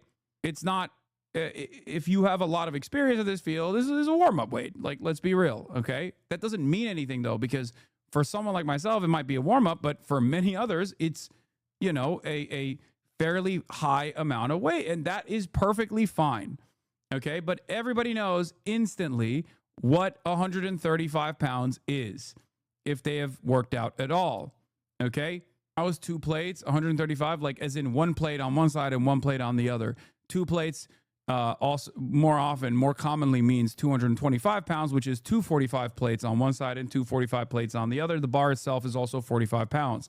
So that's what it is. An Olympic bar is 45 pounds, and the big plates that you have at that gym, in most gyms, is also 45 pounds. Okay. There's obviously 35-pound plates. There's 25-pound plates. There's 15-pound plates, and there's 10-pound plates and even 5-pound plates. There's bumper weights as well. The ones that you can use commonly for like Olympic lifts, like deadlifting and things of that nature. They're a little bit fatter in general. They're a little bit cushionier. But overall, the ones that they were using, I believe in that video, are just like regular straight steel plates. Okay. And they were 45 pounds each, which means that he was putting up 2 45-pound plates, and the bar that also is 45, which is 135 pounds. This is not even like ball knowledge. This is not elite level knowledge at all. I cannot explained this to you enough. If you don't know what this kind of stuff is, automatically, that means you haven't spent a lot of time in the gym weightlifting. And that's perfectly fine, okay? Everyone does something different. All right? 200 pounds as your max weight is a very weird number to arrive at. Either he did the calculation off of how many reps he can do and arrived at the 200-pound number, or he's just making it up, because it's a little suspicious. When you look at weights, like, you would probably not get to 200 pounds unless you are actively trying to reach a PR of 200 pounds by adding like 1.5 pounds on the sides, things of that nature. Because like I said, it's just normally it would probably be like 205, I suspect, or 225 or 215. It wouldn't just be like I know that those plates exist, chatter. I'm just saying it's not a very common weight that you would point to. Amazing bench press connoisseur. Even I can lift 135 pounds, probably 15 times. He can't. That's a lie. He's lying. That's cap. I think that's cap. I don't think he could do 15 for 135. It would be impressive for his size, I would say. There's 0% chance that he could do good form 15, 135. Okay. That probably is the load bearing statement on this entire process. Okay. Very, very load bearing. Probably, he says. Because that's not a lot of weight. Anyway, there was a couple things that he said in the longer video. Do we have the longer video from Benny Boy's content? Because I need to point to it. Maybe he's like actually only lifted weights in a Smith machine, not a Smith machine, in a like a bench press machine, which of course is much easier. Let's be real. Okay. This is where he got it from. Bench press. Oh yeah. He did the bench press weight calculator. He put in 15 times for 135. And he said your approximate 1 rep match bench press. I mean, he is more physically fit than you would expect. That doesn't mean that he is actually throwing up. I don't think he's throwing up 135 for 15. Proof he can lift. How often are you hitting the gym right now? Got to be tough when you're super tired with the kiddies. I've still been hitting it every weekday. Weekends are very difficult because I'm really on top of the kids. But every weekday I try to hit the gym for an hour with a trainer. So, that's how you get the gun show, guys. You think this stuff, just happens magically? Wrong.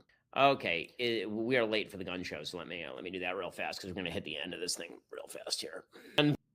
Yeah, that's also his biceps, which are important for stability and his triceps are certainly important for stability and putting up a decent amount of weight, but we need to see those pectoral muscles to make a decent assessment. In any case, I would love to see Ben do 15 times for 135. I think that would be impressive for his size. Having said that, I think not only is it utterly irrelevant whether he is capable of Zoran Mamdani's capabilities of being able to put up. Wait, hold on. Lifting. I can't find the fucking OG video of Ben talking about. Oh, Zoran Mamdani can't. Zoran Here, we found Mamdani apparently cannot lift like one of those shake weights. And we now have video of it, and it's pretty impressive. Democrats are starting to retail the person who they think is their front runner for 2028. And all updates from Russia, Ukraine. First, we've been rolling out a lot of new content. Okay, I'm not going to fucking do that. Okay, here. And the 33-year-old socialist, again, he's 33, which is like young in the prime of life. He tried to bench. Now, my dude, let me just say. My dude. If it's irrelevant, why do you keep talking about it? Because it's funny. Also, this is what the opposition is worried about. This is what they're predisposed with. I want to see Ben throw a 50-pound backpack and hike 16, 20 miles a day if we're just setting arbitrary standards with no practical relevance. Yeah. It's hilarious how Ben's fixating on this, but it's good for little tabloid drama clicks. It's not, though, because clearly it's not working. Look at him. 126,000 views. He is so cooked. Anyway, the reason why I get annoyed by this is, one, I mean, I lift, and it's an important part of my life. And I want other people to go out and work out as well. And also, I hate when Republicans basically just steal through the optics of claiming ownership over certain concepts to through the process of repetition, make it seem as though they have ownership over this fucking space. They do not. Okay, they don't. it's utterly irrelevant in the grand scheme of things as it pertains to like Zohran Mamdani's electoral victory potentially, which seems all but guaranteed. Okay. Having said that, however, the nefarious part about this is that right-wing content creators like try to own this space when it does not correspond to reality. It's not the case that the right-wingers are objectively in better shape than liberals or leftists are. It's actually the opposite. Not that it fucking matters. I am a Republican, Hassan. Hell yeah. Well, you're going to learn today. That's why gym guys like you are useful for cardio boys like me. Yeah. If there's one subsect of American society that is like genuinely in better shape than everybody else, it's homosexual men. Okay? That's it. That's it. That's why we say gay body is like a totally separate classification. You can be swole, but being gay swole is very different. Okay? And they love voting for the Democrats. Why do you think this matters to the opposition? It goes back to the same thing that I was talking about, which is culture wars and aesthetics. Republicans love maintaining ownership over certain concepts like machismo, right? And they shape what machismo and being masculine is supposed to look like by simply saying certain things. So you don't actually have to be a secure person. You don't actually have to go to the gym. All you need to do is say you're a Republican, and then that comes along with it. Having someone like Ben Shapiro, who is a whiny little twerp, try to take ownership over the gym space is a hilarious example of this. Okay? Is Hassan gay swole? I wish. I fucking wish, dude. I am not gay swole. I'm more frustrated with this concept than anything else. They try to take ownership over authenticity by substituting authenticity with being a fucking asshole. And they succeed on that front on the internet. That's the reason why so many people think like, oh, if someone is being kind to others or advocating to be kind to others, they're a pussy, they're a liar, they must be cynical, they must be grifting. No one would be nice. No one would dare be nice to one another, right? Ain't no fucking way, right?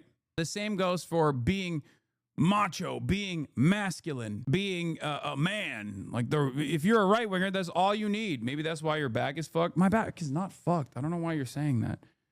God damn, you fucking turn 30 one time and then your back gets fucked up for an extended period of time when you're like, you know, trying to go through the motions of lifting again. And maybe you get a little ahead of yourself and then everybody constantly fucking brings that up. It's all posturing. There's a gym bro code. You don't make fun of someone who doesn't lift, trying to lift. Once you reach a level of experience, that rule change depending on the toxicity of the gym, but you never bully a newbie because there's always someone that can warm up with your PR. Exactly. That's it. That's the cardinal rule of being a gym guy. It's not my back, it's my rotator cuffs that are busted always. But every gym guy at a certain point was weak, okay? There's a starting point for everybody, and the goal is to get as many people in the gym as possible. That's what gym bros want. Be a strong man, pun intended. Zohran Mamdani yesterday showed up at the annual Men's Day Open Streets event in Brooklyn on Saturday, where a bunch of dudes were lifting, apparently. And the 33-year-old socialist, again, he's 33, which is like young in the prime of life. He tried to bench. Now, my dude, let me just say that if you're going to do something like this and you're a public figure, you have to know your limitations. Like Zohran Mamdani must have at some point been in a gym. I mean, I assume, maybe not, given how this video went. But if you don't know how much you can bench, this is not a great time to try it out. It's like in front of a giant crowd of people in the middle of a mayoral race. So he shows up and he takes a couple of 45s, like 2 plates, and he stacks them on the bar. So this is maybe 135 pounds total. And now let's just be clear. A decent bench for a man is his own body weight. And that's like a decent bench for a man. Zohran Mamdani, I assume, weighs more than 135 pounds. Maybe not, but I assume that he does. 135 pounds is not a lot of weight, like not a lot of weight at all. Now, I'm not a bench press enthusiast. For the record, I max out at around 200 pounds. So I'm not like an amazing bench press connoisseur. Even I can lift 135 pounds, probably 15 times. because that's not a lot of weight.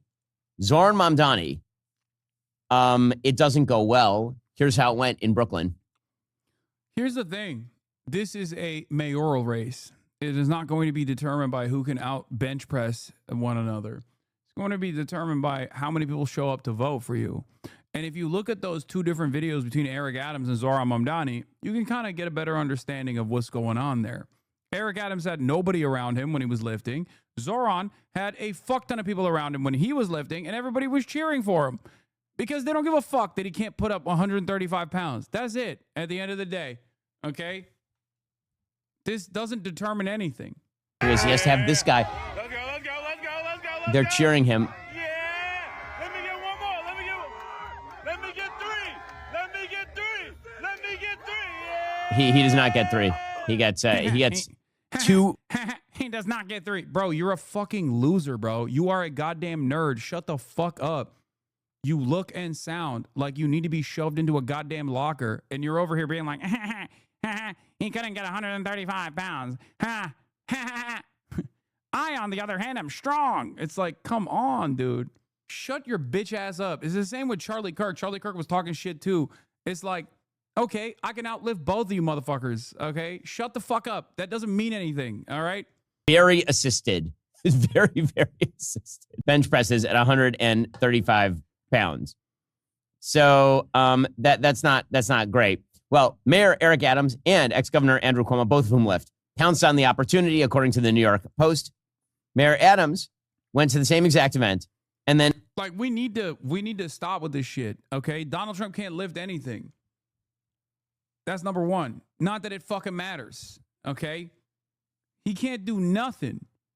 And also, you're a fucking dweeb, bro. You are a goddamn nerd-ass loser. Who the fuck put you in charge of making fun of motherfuckers who are trying to put a lift on for the first time in their lives, dude? Get the fuck out of here. What are we talking about? How did this happen? Like, these people used to get bullied for behaving like this, okay? Not because they're nerds, mind you, because, like, even in that sense, like, Zoran will get bullied too, because he's not exactly like Mr. Macho Man Randy Savage either. But, like, if a nerd-ass loser like this was talking like this in public, they'd be like, shut the fuck up. What are you talking about?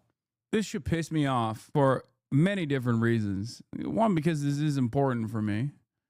And two, because it's utterly irrelevant for an election. And last but not least, I hate that Republicans try to seize every fucking opportunity they can to make it seem as though, like, they have any ownership over this space whatsoever. You got Dr. Abdul Al Sayed, who I will be doing a lift with in Dearborn when I'm out there in Michigan this weekend. He's putting up fucking 405 on the bench press, and motherfuckers are still talking about who can outbench one another. Like, what are you talking about? proceeded to just knock out a bunch of 135-pound lifts. He then called him Mom Scrawny, as opposed to Mom Donnie. Quote, the only thing he can lift is your taxes. Andrew Cuomo. Bitch. All right.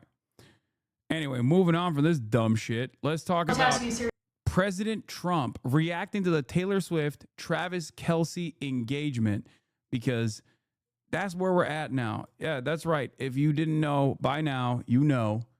Travis Kelce and Taylor Swift are officially engaged. I feel like that was obvious. The writing was on the wall, obviously. It got 5 million likes in 20 minutes.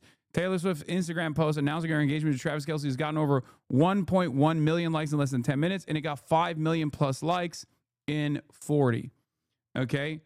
The girly pop nation is looking at this as a off-ramp. They're holding on to this. They're like, finally, something good in the world. Okay, more Taylor Swift engagement photos. Okay. Now, Americans can't make fun of the British anymore for obsessing over a royal family. Low-key, you're not wrong about that. I have to call my Taylor Swift correspondent to see if she picks up for this, because this is incredibly important. Oh my God, my phone is cooked. What the hell? What the helly? Okay, let's call him. Let's call him up. Let's see if she picks up. She's not. I don't think she's going to pick up. What if she doesn't pick up? Good morning. Hello. Cutie Cinderella, you're live on the broadcast. I figured you only call me when you're live. Yeah. So yeah, no, of course. I think you thought it was Austin's show. That's the gay one on your other podcast, the one you care less about. Yeah.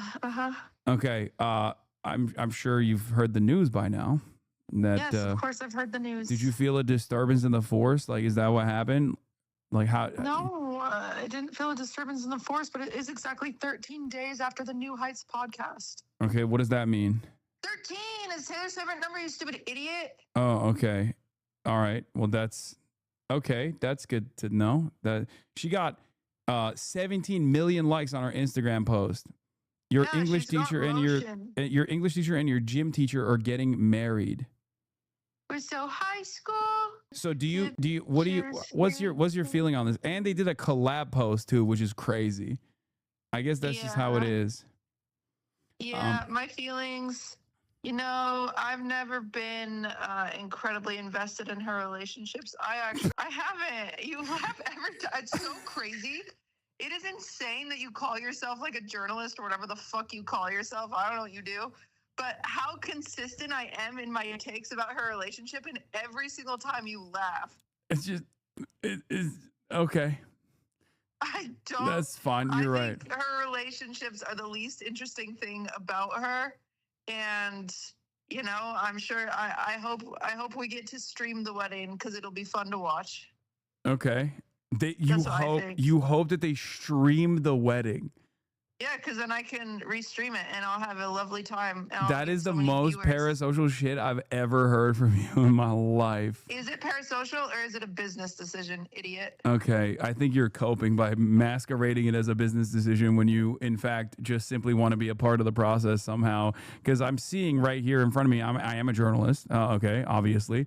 And there's a post from Cutie Cinderella. Let me make the wedding cake, please. It would be the honor of my life. At Taylor Swift 13, at T Kelsey, at New Heights Show, at Tree Pain. Think of my stream making her wedding cake. Just think for 4 seconds. Uh-huh. And then think of the TikToks I could make. And then think of me delivering the wedding cake. And then think of Taylor Swift posting a picture of my wedding cake. I will be a millionaire. Okay. I do genuinely think that you're trying to make this out to be like a calculated business decision when in fact it's just something that you... Oh, so now you're calling women calculated.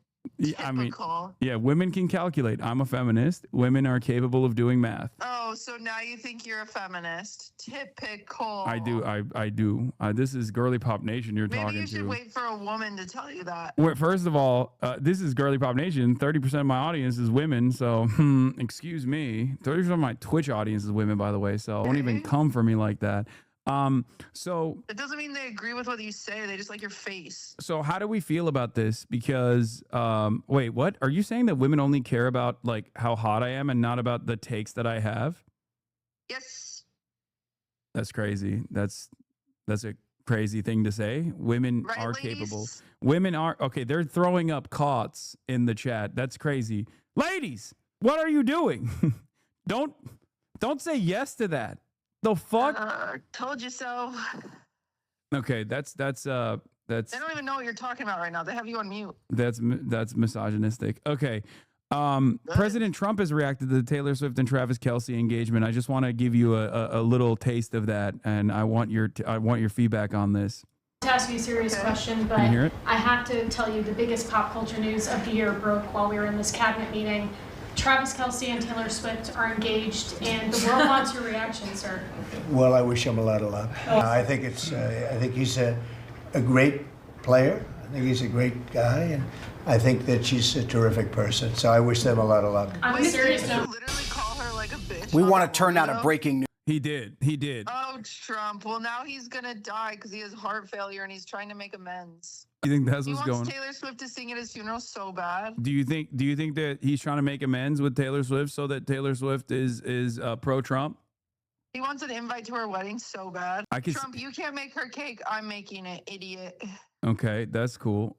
Trump in September says, I hate Taylor Swift. Trump 3 weeks ago says, I can't stand her, in parentheses, hate, ... no longer hot. Trump just today says, She's a terrific person. Why do I know all these choice quotes? That's because senior political reporter at CNN, Aaron Blake, posted them. This is a matter of this is our worlds merging right now. It's becoming a part of political commentary. I just banned someone in your chat that called me annoying. Oh yeah, no, go off, Queen. Of course. I have another choice take. I have another choice take for you. I'm just gonna briefly read it out to you instead of make you endure the actual full take, which is 4 minutes long. We'll watch it later. MAGA host Charlie Kirk weighs in on the engagement of Taylor Swift and Travis Kelce and says, "Submit to your husband, Taylor. You're not in charge." How does that make you feel? Jesus Christ. I feel as though Travis Kelce is going to retire this year. And it's very important that, you know, he has some motion. And with the engagement and the wedding, he's going to be, what's it called? The first husband of America, you know? He's America's husband. The first husband. Like, you know, like the first gentleman. First gentleman. Yeah, the first gentleman. Yeah. I think it's going to be that. Okay. Do you feel like this is America's royalty? Like America's I do think royal it's family? the closest thing we have. Okay. So you're feeling good about all of this. Our other options are the Kardashians. Yeah, you're feeling good about this. Oh no, I agree. Is right. You're feeling good about everything. I'm feeling a little down. Do you know why I'm feeling a little down about this? Because you know she'll never date you? No, not at all. Okay. It's because I'm a fucking Gaylor. Oh, not this. Yeah. As the head of the Girly Pop Gaylor's fan club, I do think that she's doing like a lavender arrangement still, and that her heart is still with You're Carly. on the wrong side of Twitter. Her heart is still with Carly Kloss. Lavender relationships are a recession indicator. However, I don't think this is one of those because I'm not a psychopath.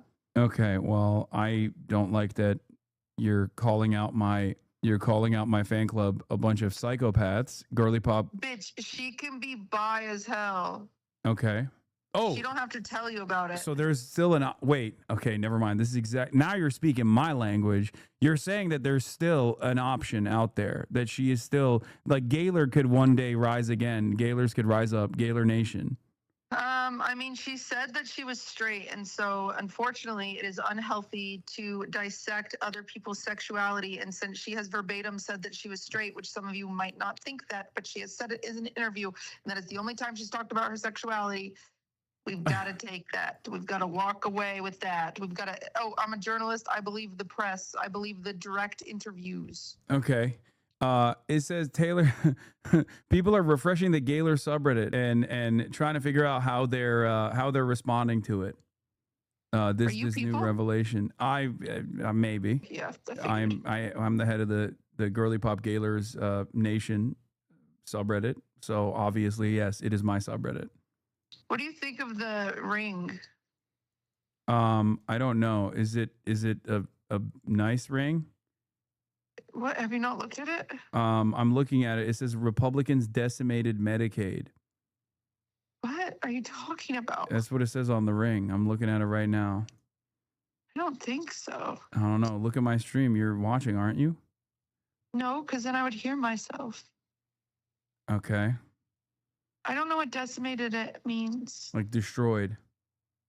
Why did her ring do that?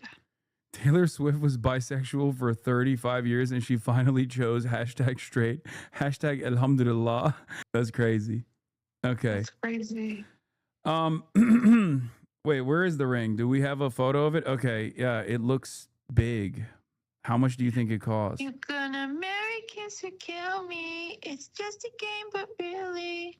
You know that song's about him? No, I did not know that. Oh yeah, it's called So High School. It's actually one of my least favorite songs. But okay. I think that ring. I think I would never wear that ring in my entire life because I would fear for my life wearing a ring that big.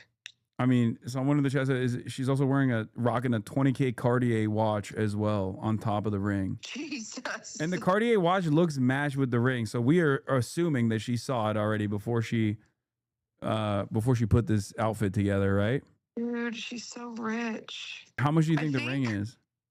Like $1 million. I don't know why she got one that big. It's so big. Yeah, it looks like a Super Bowl ring. It's a Whittle gauche, I might say. Wow. So you think the ring is gauche? Okay. I think it's just, well, she taught me that word so I can say it, but it's Okay. just so big, man. It takes a whole knuckle.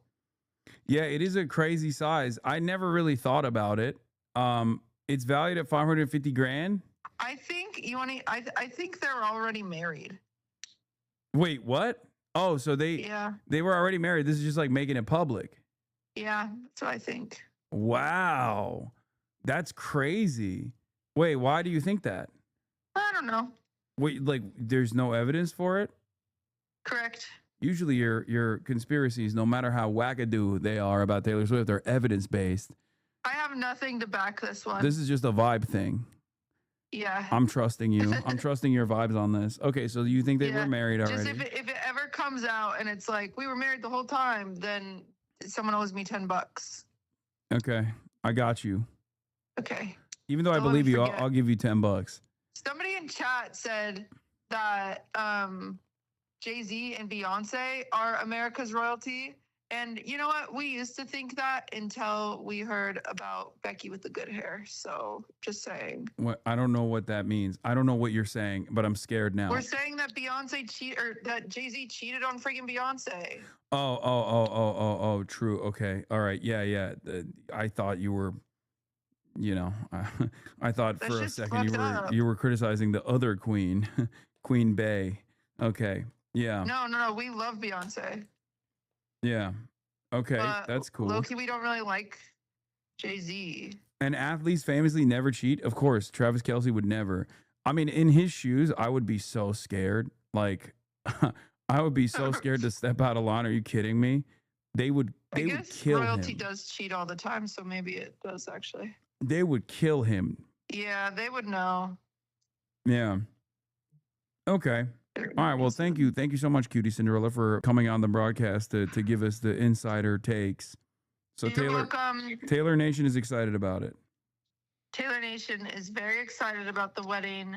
You can listen to So High School. That's the song that she wrote about Travis Kelce. It's the one where she talks about like getting fingered while he's playing GTA. Oh shit. That's spicy. Okay. Yeah. So wait, I thought that was about someone else. No, that's Taylor, or that's Travis. Okay, that's good to know that Travis Kelce likes playing Grand Theft Auto and also fingering Taylor Swift. You guys only think Taylor writes about breakups. Well, not true. Okay. She also apparently writes about getting fingered while playing Grand Theft Auto. That's cool. I did not know that. Yeah. Okay. Multitasking. All right. Well, thank you. Thank you so much, Cutie. Goodbye. Bye.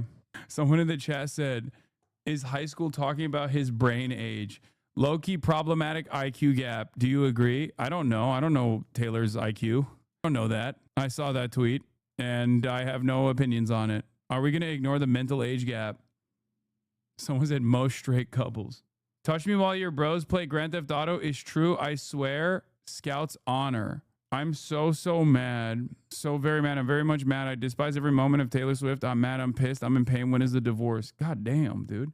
Oh, Jesus Christ. That's crazy. Why would you care that much? Truth, dare, spin bottles. You know how to ball. I know Aristotle. Brand new, full throttle. Touch me while your bros play Grand Theft Auto is true. Swear, Scout's honor. You knew what you wanted, and boy, you got her. Brand new, full throttle. You already know, babe. Taylor Swift fucks with Aristotle? Wow, real ball knower. Hassan, stop. I'm begging you. This is the last straw. I'm going to do it. Wait, what? I feel like I'm laughing in the middle of practice. Do that impression you did of your dad again. I'm hearing voice like a madman. These lyrics sound like shit from the ass. Okay, calm down. Taylor Swift is not for everybody. CBS reporter live reacts to the news. Taylor Swift is engaged. Taylor Swift is engaged. Taylor Swift is engaged. Come back to me. She just posted it. Oh my God. Oh my God. Oh, it's huge. The ring is ginormous. This is so exciting. Oh my God. Oh my God. Oh my God, it's on her Instagram. It's on her Instagram. It's on her Instagram. Oh my God, oh my God, oh my God, oh my God, oh my God. I feel like Paul Revere right now. Like, this is a very exciting moment for me in my professional career because I get to announce that Taylor Swift and Travis Kelce are engaged. As you're talking to Joe Lang, our lovely producer Gabby Ake texted me. So why did Kamala lose if Taylor got this much motion? That's how bad she was, bro. That's crazy. Like, Taylor Swift has this level of influence over white women and they still voted for Donald Trump. That's crazy. That's crazy. I don't fucking get it. I'd love to say I can't relate, but probably, to be honest, if you got engaged, I'd probably be this annoying. That's crazy. I don't know what to say. I don't think I've ever loved anything this much. Sometimes I feel a little jealous, you know, that like I don't get to participate in these sorts of like community activities. It just makes me feel bad. Like, is there something fucking wrong with me? Like, what the fuck? Dog, I don't love myself that much. Me either. Join the sports weeb club. You already like ball. Imagine the dopamine hit. Yeah, like a thing like this being like a world changing moment for you, like this, you ride the wave of excitement like this. Like, I wish I was capable of that. This fucking sucks. Like, when I see stuff like this, I get like kind of envious. And said Taylor Swift's engaged, and you can see it right there on her social media. She put it up in that post that they got engaged with the caption, "Your English teacher and your gym teacher are getting married," with a little dynamite sign there. So very exciting here that we get to break that and tell you about that. All right. Like, one of the last times I got this excited in like the last couple of months was when I found when I found out that one of my buddies had actually made it out of Gaza and had actually come to the United States of America. But even then, I don't think it was like this exciting. I feel like, I mean, I got emotional. I teared up a little bit, but that's like not even, I don't know. This is, I wish I could be this excited. Swifties for life. I have a feeling, though, based on his prior statements, the president will not be having a Taylor Swift wedding in the ballroom. Hopefully that can shift and change. We can have some world peace, right? Olivia Rinaldi, thank you so much. Reed, I volunteer to cover it in case you need. I'll be there to cover it. Thank you for the sacrifice, Olivia. We appreciate it. This is how I struck when Iran struck Tel Aviv. Okay, dude. I just wish she would speak up about shit that matters. She has so much power and influence. It's crazy how much good she could actually do, but actively chooses not to do anything. I think this reaction is partially because she doesn't do that. Because if she did that, and these people had so much love for Taylor Swift, they could potentially, God forbid, turn around and go, oh, I don't really like what she had to say about Israel because I really like Israel, for example. I think that's the reason why she has this level of prominence and influence, because she chooses to actively not alienate people, even bad people with bad politics and bad opinions. And the most you get out of it is her saying that she wants Kamala to be president or something. Am I a bad person, or I see this is very cringe? Congrats to Taylor, though. I mean, it's definitely wild. There's a documentary where her whole team has a meltdown over endorsing Biden or Hillary. I forget. Yeah. She would literally miss the child's birth to cover the wedding. I don't think you can miss your own child's birth. I don't know how that would work logistically. Hassan is afraid to say it's cringe. No, I'm not afraid. I do think it's this level of enthusiasm for anything sparks envy in my heart. LeBron speaking out against Israel could make you emotional, I bet. Oh my God, maybe. Not even to this degree, though. Oh, imagine. Fuck. That would be so sick. You're going to be cured next month. RFK, we're finding certain interventions that are almost certainly causing autism. We're going to be able to address those in September. Oh, hell yeah. Any day now, dude. Are you going to cover Patrick Bet-David interviewing Satan? Sure. Whatever. Israel's fighting your war. Netanyahu admits genocide, slams AIPAC critics, and Trump owning Gaza. What the fuck? I mean, I'd be stoked if Taylor Swift also said we demand an arms embargo against Israel or something, you know, or Israel's doing a genocide. I'd be stoked. That would be cool, I guess. It's just not going to happen, I don't think. Were you this excited about after Bernie won Nevada? I guess. But that's like not even parasocial, because Taylor Swift getting engaged doesn't do anything for your life, okay? Whereas Bernie winning Nevada and potentially like becoming the Democratic primary winner overall is exciting for a multitude of different reasons that are very meaningful for every American, if not every single person on the planet, you know? Changing the trajectory of American politics that much would be truly unique. It would be a world-changing event. Or maybe I'm just coping and saying that's just my own specific interest. I don't know. I love Taylor Swift more than I love my dad, and he knows that. That's crazy. RFK Jr. has an almost autistic hyperfixation on ending autism. Yeah, I can see that. Yeah, this is the craziness.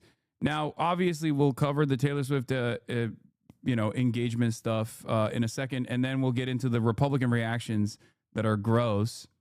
At least that's within the realm of like excitement for me. Let's take a look. Here on ABC News Live, it is just developing. It was just put in my hand.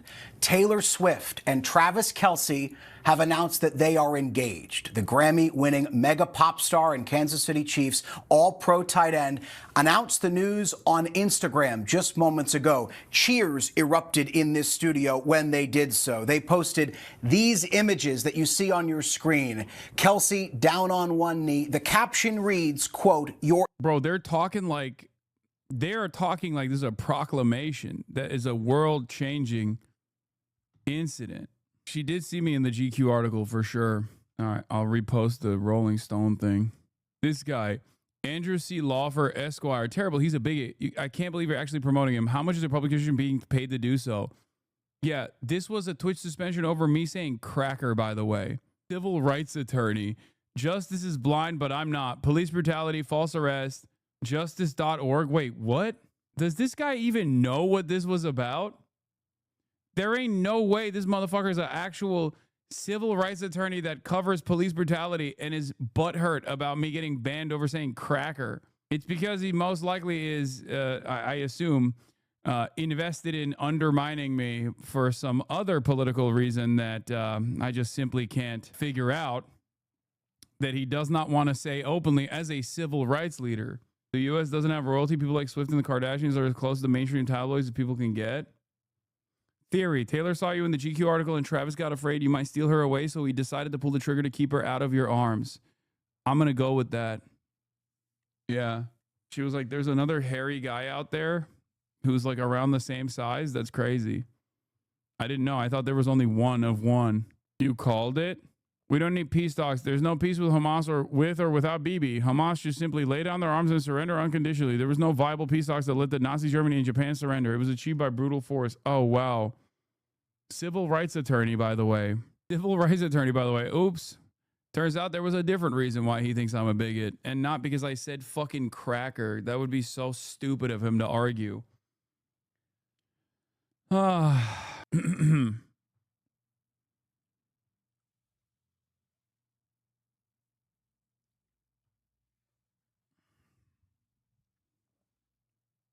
Anyway.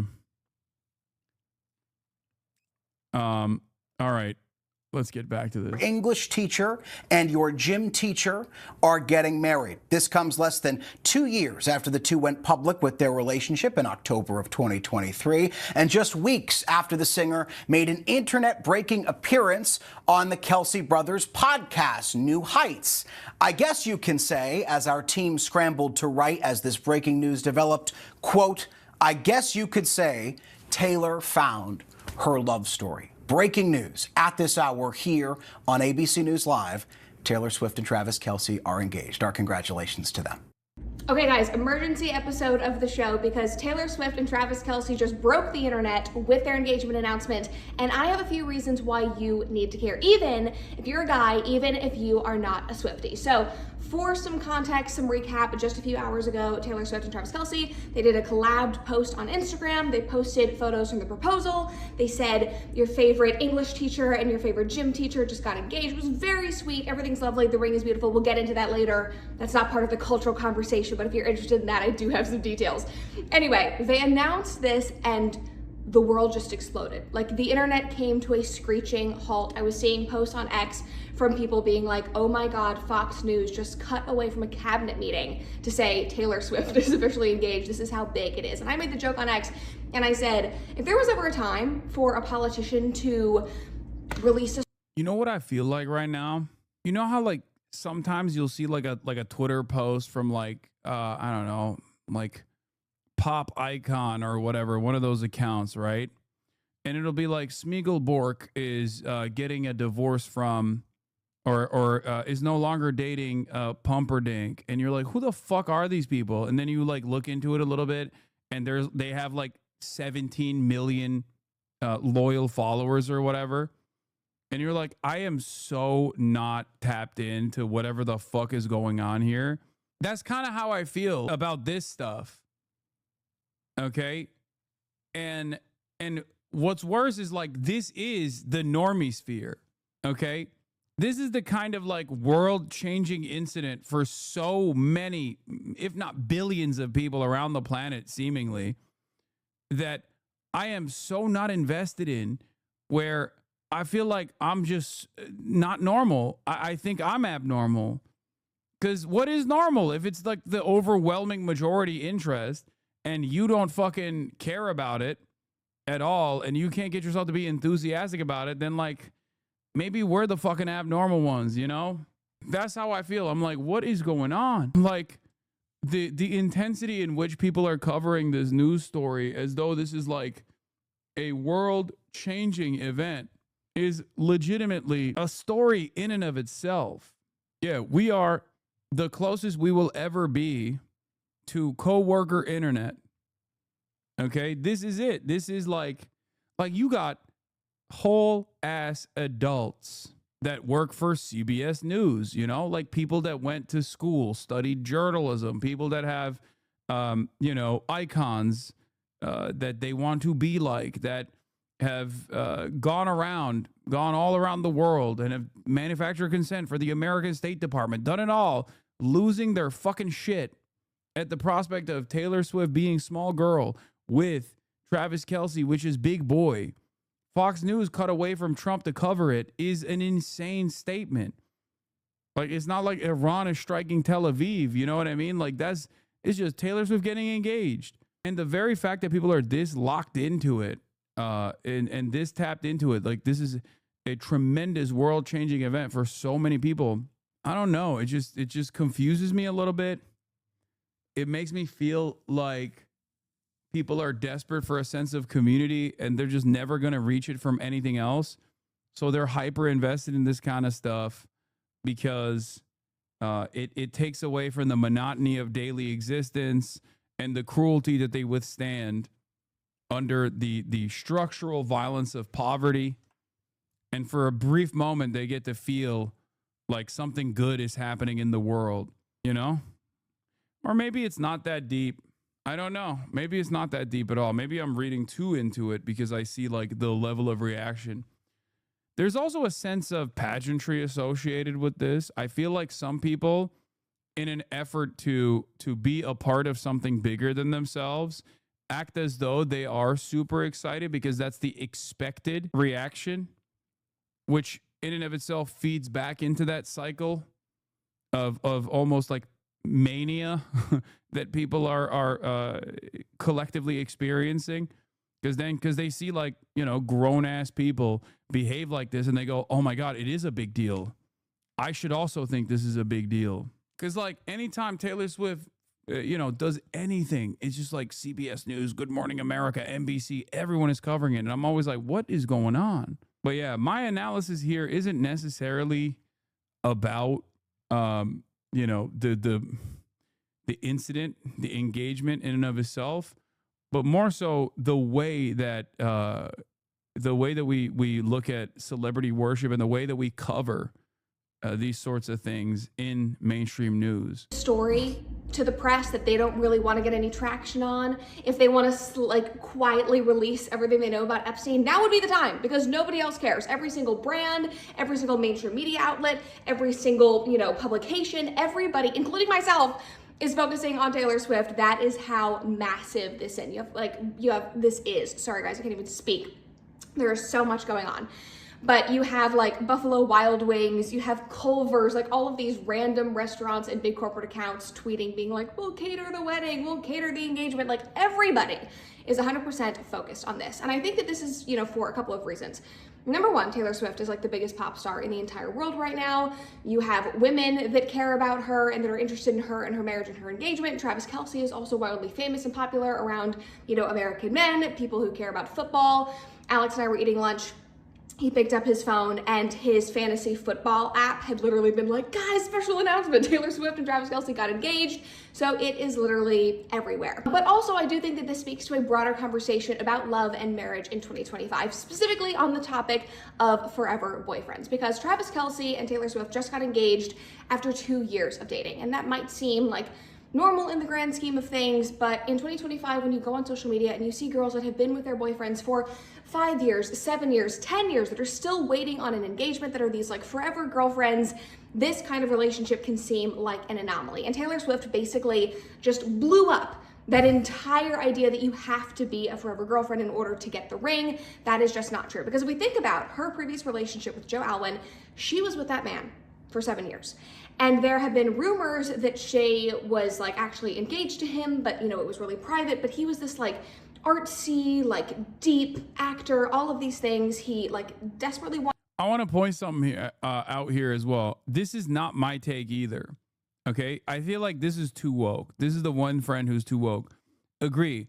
It's super weird to be worried about the fascist takeover of our country, to give a fuck about engagement of a man who, like, the first part about this, I kind of agree with. The second part about this, I don't care about. A man who defended his Christian nationalist teammate and woman who refused to use her platform to fight our future dictatorship until said future dictator posted a deepfake AI of her supporting him. Like, I think that's a little bit too woke as well. I will say, like, my assessment here overall is that like there are, you know, really horrible things happening all around us every single day. And I guess like people are desperate for some kind of moment of solace from the evil shit that is unfolding in real time. And I guess that's the reason why they're like desperately clinging on to this, as though it's like a life, it's like a life raft, right?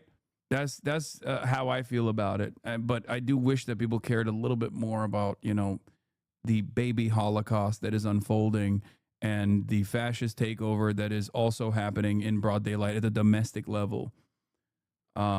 Why does Brett think this changes culture with respect to getting married? It's a bit of monkey see monkey do situation. I think that like she is a influential person, so that's the reason why maybe 9/11 for every guy with a serious girlfriend in their late 20s, because then other people are going to be like, well, what about me? Maybe, you know, Taylor Swift got into a serious relationship, and then also Travis Kelce pulled the trigger. It's my time now. What is this? Yeah, this is another version of that story as well. If Taylor Swift gets pregnant, we're going to see a bigger baby boom than after World War II, you know? So it's her turn. Yeah, I think like there is, I think people are overemphasizing how much of a societal impact this will have. I will go so far as to say that the real significant hurdle for marriage for many young people in the United States of America as it stands, is not necessarily, you know, the traditionalist society losing their way and not caring or respecting the institution of marriage anymore. It's just money. And that financial imperative, that financial hurdle is too hard to overcome simply because Taylor Swift got engaged. Congratulations to Taylor Swift, but it should be illegal to have sex with someone that can't read. Okay, Jesus Christ. Wanted his privacy, wanted her to hide the relationship. She was like not in the public eye for 7 years straight, and basically dragged her along in that relationship. And I'm not just saying that because I'm speculating. Like, this is what she wrote about in one of her previous albums. In her song You're Losing Me, she said, like, I gave all of my youth for free to you. In So Long London, I believe that she wrote something very similar. Those two lines, sometimes I get confused, but she wrote about this at length, saying, like, I gave you all of my great years and you took advantage of that. Like, I poured so much into this relationship, just waiting, like hanging on. In So Long London, she writes about, like, clenching onto the relationship, like white knuckling it, being like, I'm not going down with the ship, I'm not abandoning it. And then 7 years later, getting nothing back and realizing I've just like let my life be on hold and I've been waiting for this person who doesn't want to commit to me. Anyway, that was her previous relationship. She was the forever girlfriend.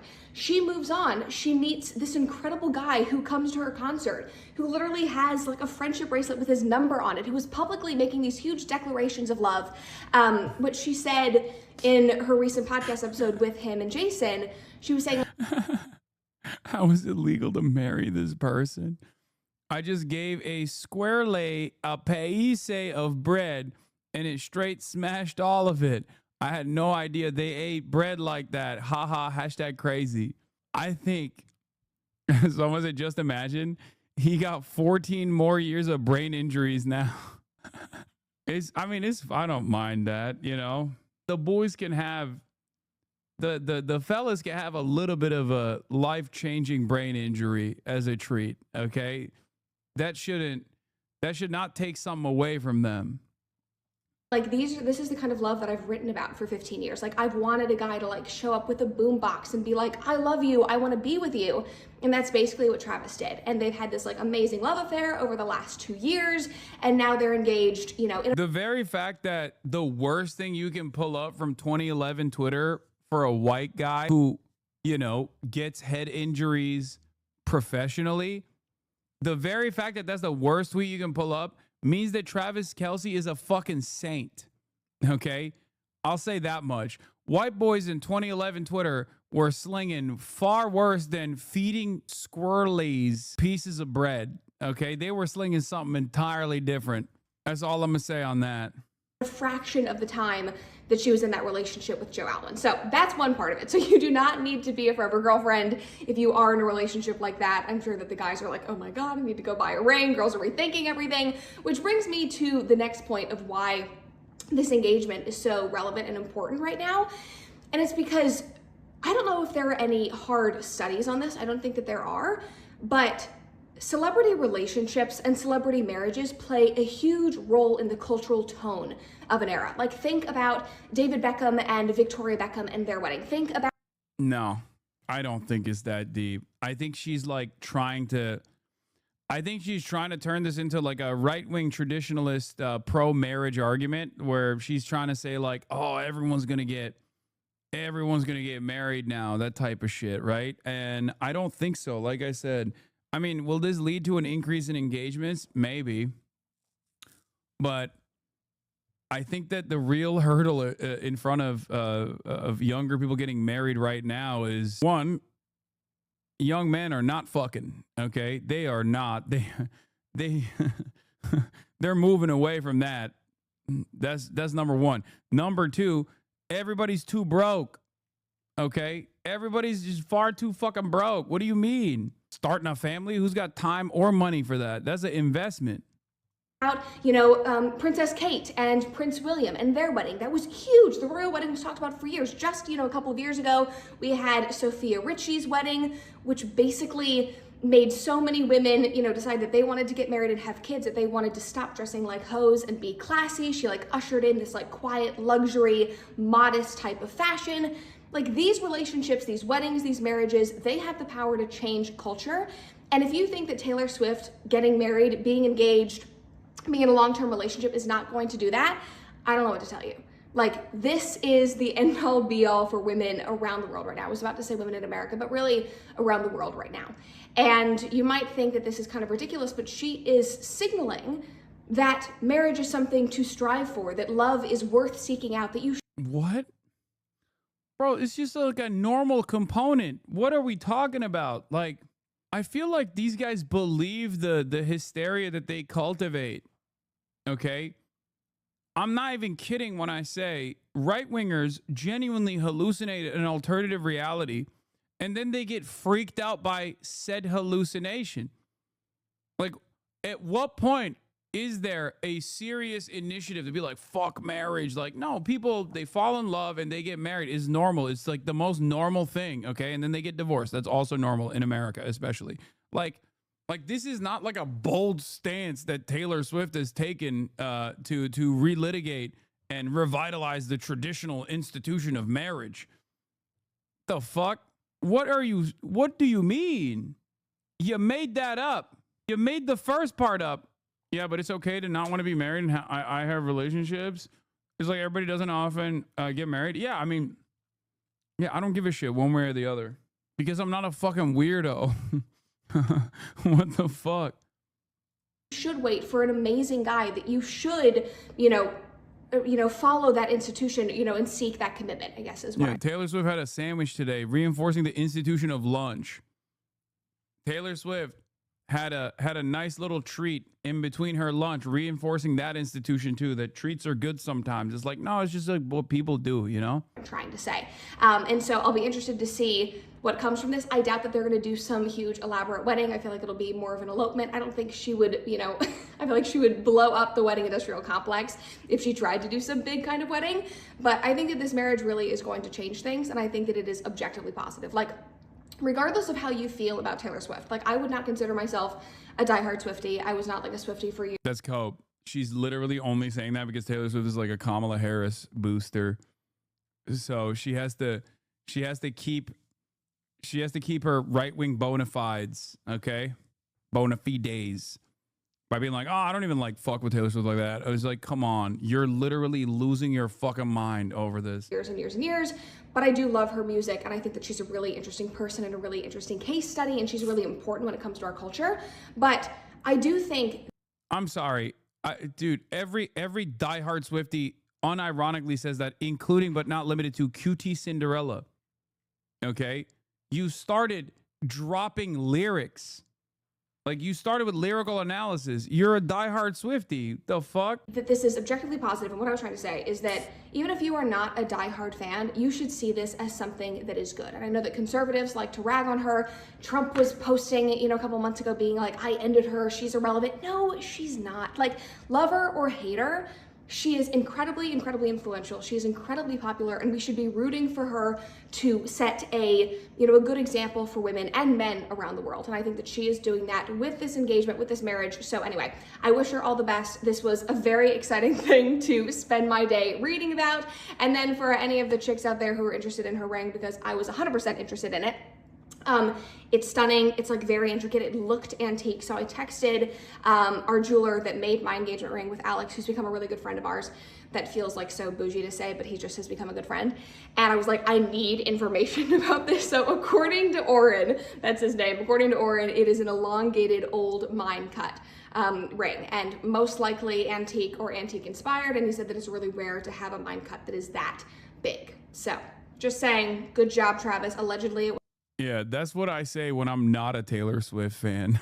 I panic called my jeweler, who is now my friend, to get additional details about what kind of cut the ring was. It was like $550,000, which is like literally insane. But also she's a billionaire and he makes however much money from like the NFL and Pfizer. So it is to be expected. Anyway, that is your update about Taylor Swift. Those are the reasons she had to throw Pfizer in there. Why you should care. I think this is good for culture. It is good for society. It is good for young women. This is setting a great example. And also, it just has to be said, for the guys online who say that women like hit a wall at 28 years old, who say you're never gonna have kids after 28 or 30, you're never gonna have any prospects, you're never gonna get married. Oh, she's getting too woke. She's hold up, cut this part out. That's too woke. You can't be saying that. You're a right-wing commentator. What is this? Come on. Taylor Swift just got engaged at 35 years old. She is at the top of her career. She is so happy. She is succeeding. She is thriving. She is stunning. She's not hit the wall. So if you are not engaged or married by 28 or 30 or 35, just know you have not hit the wall. It is not too late. Wait, what do you mean? Okay, never mind. Even her like woke argument still revolves around getting married, as in that's the ultimate goal of every woman. Bro, you're talking about a billionaire. Fuck you mean she hit the wall? She is basically like a deity, okay? In modern day, she is worshipped by half of society automatically. What the fuck? What do you mean? Hey, ladies, if you're 28 and still not married, don't worry, you haven't hit a wall. Your worth is, of course, still measured by whether or not you can secure a man. and be a loyal and faithful wife to said man and bear his children, but you can still do that at the age of 28, at the age of 30. It's like, what? What do you mean? First, I thought she was going to make a woke argument like you're not measured by your age. Your societal worth should not be matched up with like your capabilities for like child rearing or something. But she's like, nah, it is. It's just you can still do it. Also, the person she's pointing to in this situation is, once again, Taylor fucking Swift.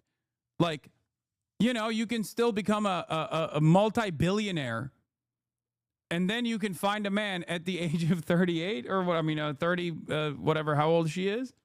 Not 38. I'm sorry. 28 is what she was saying. It's so crazy.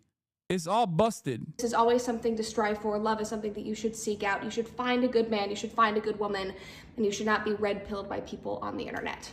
Black-pilled by people on the internet. So that's my message for you today. All right, see you guys later. This morning, President... Yeah, Trump fires the Federal Reserve governor. Boring.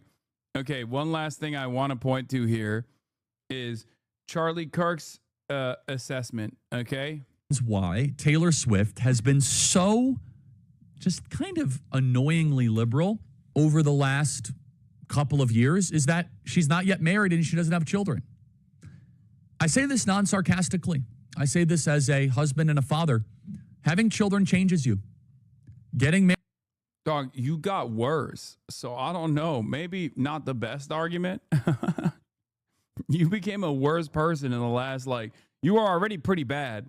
And it was actually remarkable because, people were saying, can he get worse? Is that even physically possible? And then he was like, nah, I can prove it. Married changes you.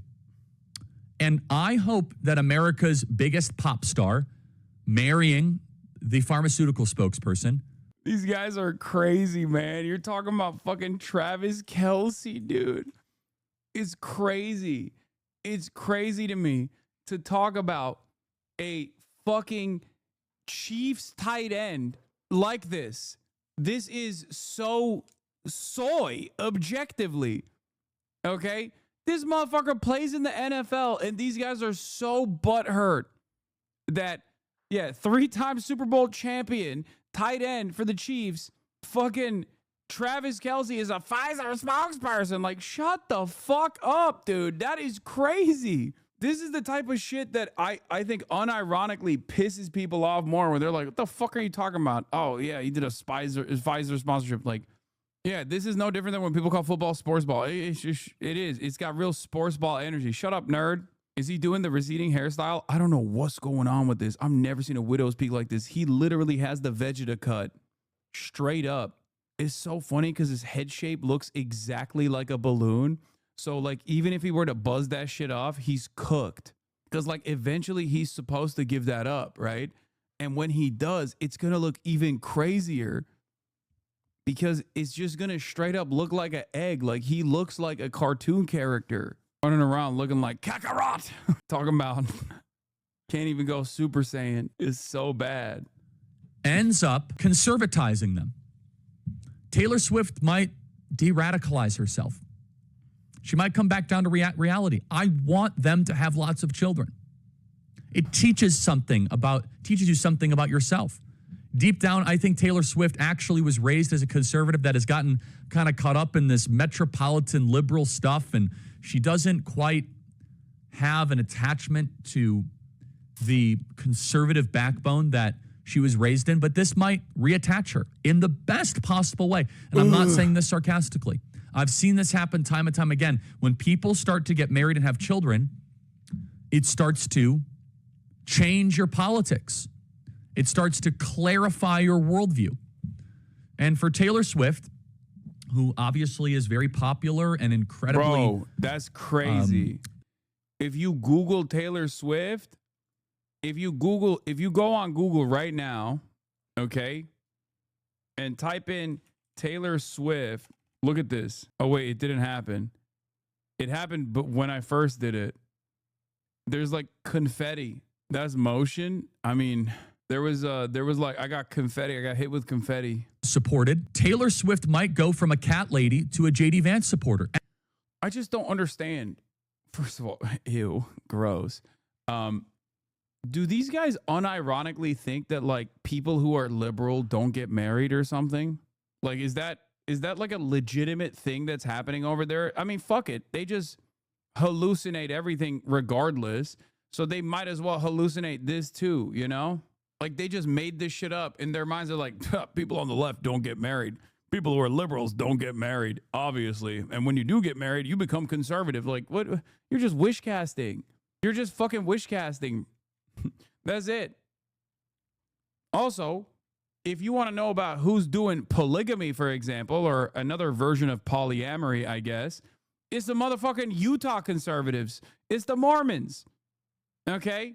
Who's doing serialized polyamory? It's not the fucking furries. I mean, they're doing it too, let's be real, but like, it's the goddamn Mormon church. Talk about non-traditional marriage. The fuck? It's just not considered in the same way. It's just because you own that space, I guess. The unethical version of polyamory. Again, people love to talk about like the sexual proclivities of liberals, right? You know who fucking swings extra hard? Every goddamn wine mom, racist wine mom that is a part of like Saving the Family Institution Foundation or whatever, that's like constantly talking about how like trans people need to be eradicated from society. Those are the people that are doing polyamory and they're swinging like crazy. Nancy Mace is the best example of this.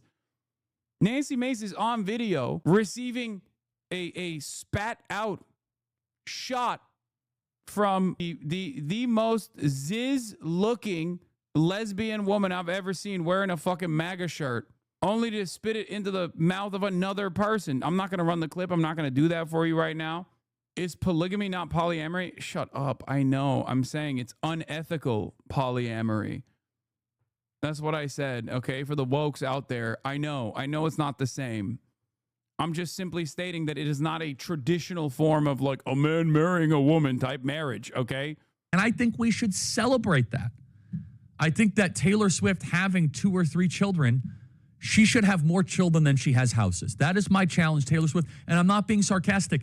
I think that if she ends up having children, she'll stop this kind of liberal endorsing Joe Biden nonsense. And we want Taylor Swift on Team America. We want you to leave the island of the wokies. And we would welcome you with open arms. One of the reasons why so many people on the right have been just skeptical or at least a little bit negative on Taylor Swift is up until this point, that's not a great role model for young women to wait all. Dude, I'm sorry. I'm not the biggest Taylor Swift fan myself. Okay. But how the fuck is a person who is like endlessly successful and doesn't really have any sort of serious controversy associated with her, not a positive role model for young women? As a matter of fact, her consistent avoidance of even putting her name out there and associating herself with like progressive politics is part of that process. She's the most brand safe institution you can point to. She got less flubs and less controversy than like multi-million-dollar corporations from the framework that liberals care about, by the way. I'm not saying that multi-million-dollar corporations are not riddled with controversy. Of course they are. It's built on top of the unequal extraction of wealth and natural resources and labor power from the global south. I'm not getting into all of that. I'm just saying, even within a liberal framework, which Charlie Kirk operates in, like she has no controversies. Even no controversies for conservatives. That's why so many conservative white women can enjoy Taylor Swift's content, regardless of her, I guess, controversial position of being a woman who is immensely successful. It's just Charlie Kirk is advocating for a reality that does not exist, okay? It does not fucking make any goddamn sense to me when I try to analyze this from the liberal monolithic culture that we exist under, the liberal hegemony that we exist under. Like, why the fuck shouldn't the average wine mom or wine dad not look to Taylor Swift as like a positive role model for their children? Why? Because she wasn't married until 35? Get the fuck out of here. Oh, she's not barefoot and pregnant in the kitchen for her husbando. very strange, very stupid fucking assessment. All the way until you're 35 and just put your career first. We just talked about this with Katie Miller. However, there's a great chance to change that.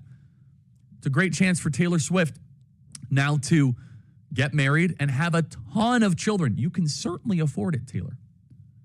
And Taylor Swift has been all, through America and the ups and the downs. And if you feel that violent shaking in your home, that is the earthquake of the pop culture. If you hear that high-pitched scream, those are the young ladies on your block screaming.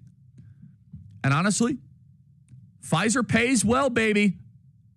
I mean, Pfizer pays the bills. That is quite a ring, Mr. Kelsey. I'm impressed. I got to be honest. We don't know exactly how much Pfizer paid you to peddle that product, but boy, you brought in the Benjamins. 3-time Super Bowl winner, dude. What the fuck are you talking about? Like, he's not just a NFL guy. He is an incredibly famous tight end who won 3 Super Bowl rings.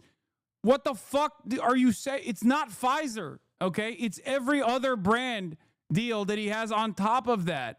Why the fuck would you think, dude? Yeah, his career earnings is like $100 million. What are you talking about, bro? Oh, dude, the Pfizer. It's Pfizer. He just got the Pfizer. Remember, he got the Pfizer money. He's woke. Like, as though that's a fucking own. Sir, that is some impressive carrots right there. That right there has its own zip code. I'm impressed.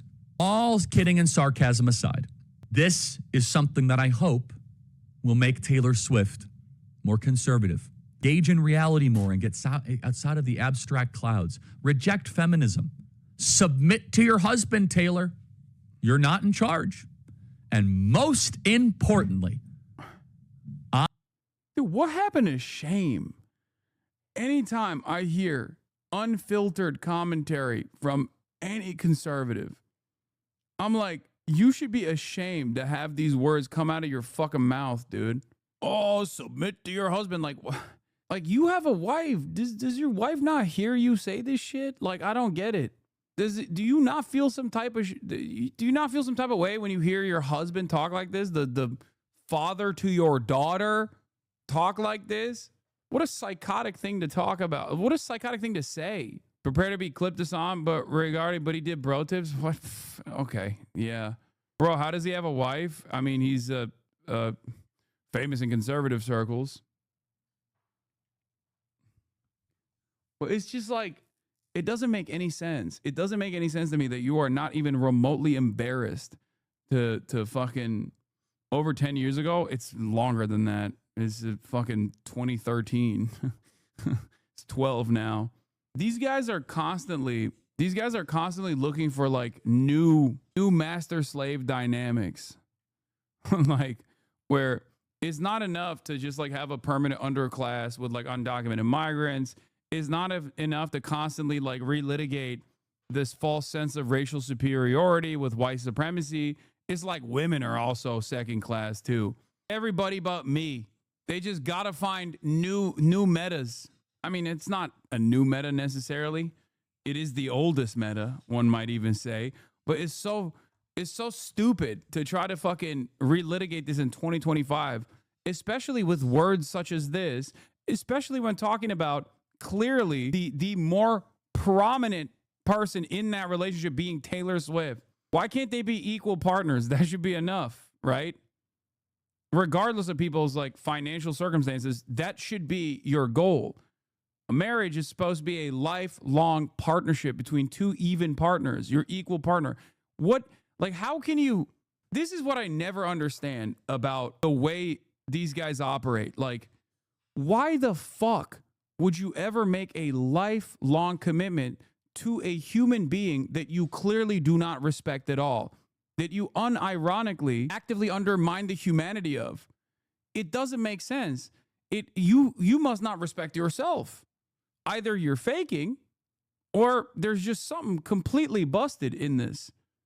Why the fuck would you literally make a lifelong commitment to a person that you are supposed to spend every fucking waking moment with, a person who is going to shape your next generation, a person who is going to turn around and help in the process of raise your kids, a person who is going to be half the fucking gene pool of like whatever you're bringing out.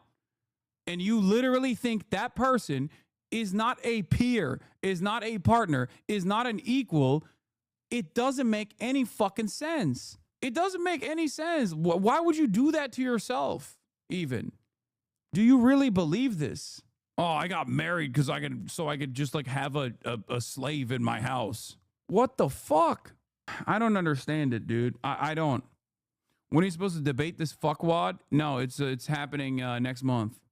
In a couple weeks, actually. Not that far out. I can't wait to go to a Taylor Kelsey concert. I can't say it without laughing. You got to change your name. If not, you don't really mean it. Congratulations, Taylor.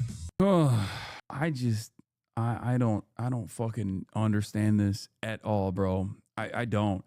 It's so fucking disrespectful. Like, you must be servile to your husband. You must be your husband's servant.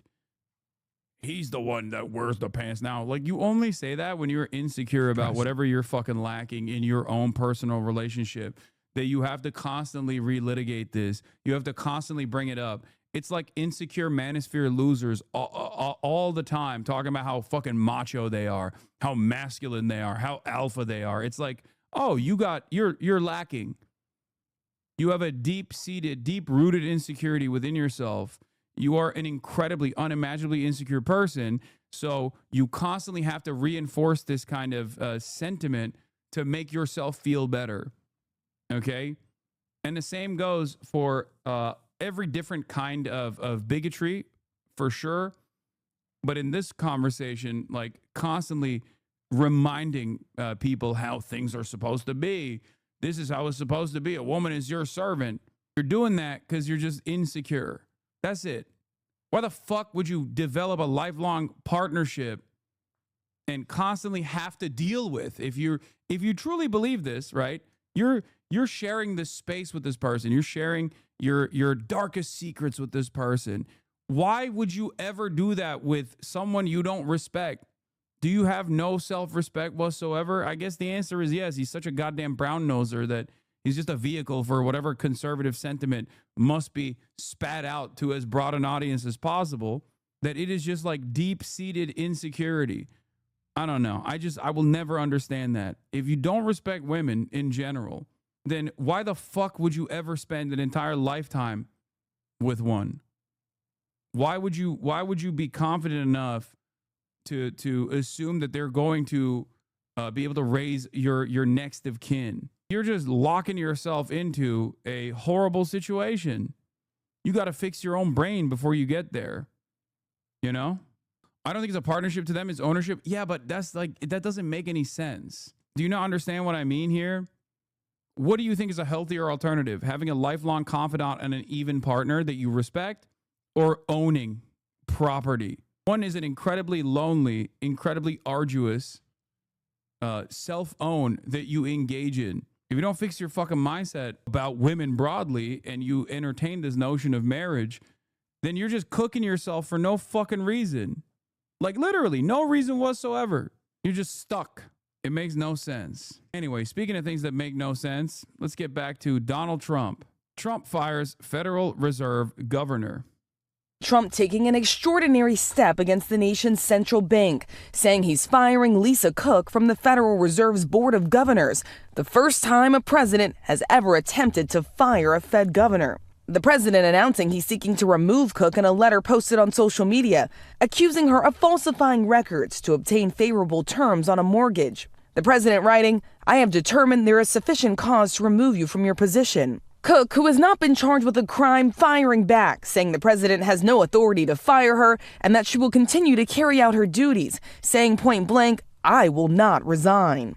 The president does have the authority to fire a Fed governor for cause, but it's not clear the president's justification will be enough, and the Federal Reserve is an independent agency. The president pointing to allegations first made by Director of the Federal Housing Finance Agency, Bill Pulte, that Cook committed mortgage fraud. Pulte says he referred the case to the Justice Department. It's a similar allegation President Trump and his administration have made against political adversaries in recent months. targeting New York Attorney General Letitia James over real estate records and accusing Democratic Senator Adam Schiff of mortgage fraud. Trump himself was convicted of falsifying business records. Democrats blasting the move. House Minority Leader Hakeem Jeffries claiming the president is trying to remove her without a shred of credible evidence that she has done anything wrong. Cook is the first black woman to serve on the Fed board. Her term runs until 2038. Just last week, the president calling for her resignation. I'll fire her if she doesn't resign. For months, the president has railed against the Fed, calling for the bank to lower interest rates and attacking Fed Chair Jerome Powell. I think it does a terrible job. So the president cannot fire a Federal Reserve governor simply over disagreements over interest rates. The president has to establish cause. Cook says that she does plan to fight this. If she does in court, this could make its way all the way up to the Supreme Court. And George, of course, it is worth noting that presidents have had their disagreements about interest rates, but they've always traditionally respected the independence of the Fed. And some experts warn what this could do to the central bank and the independence of it if the president does succeed, George. Absolutely. Okay, Rachel, thanks very much. On another front, the president has also threatened to send the National Guard into other Democratic cities led by Democrats like Chicago. That drew a sharp response from the governor of Illinois. This is not about fighting crime. This is about Donald Trump searching for any justification to deploy the military in a... I can't stand the fucking centralization of power and authority taking place under a fucking fascist leadership, dude. All the way down to like the whole, you know, purchasing, the government taking over like 10% of Intel and shit. It's so goddamn annoying. How come he gets to do it? But God forbid anybody else that suggests it, it's like, nope.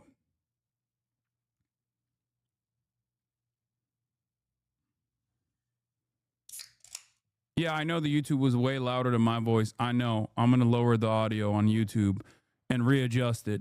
Listen, I don't like the Federal Reserve, but he has no power to fire her, and it seems like he's only doing it because she's black and can't fire Jerome Powell. I mean, he can't do it anyway. It doesn't matter. But it is still annoying that he's trying, and there's no penalties for it. This should be an important lesson for other people, you know.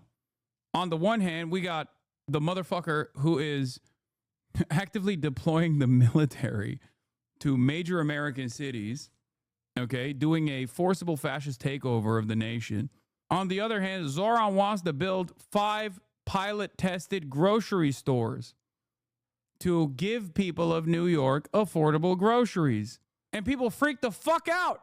Of course, it's supposed to be, it's expected. It's expected that like any kind of centralized authority would only come with a fascist initiative. It just would not happen under, we would never entertain this kind of thing to, I don't know, push for socialized medicine or whatever, right?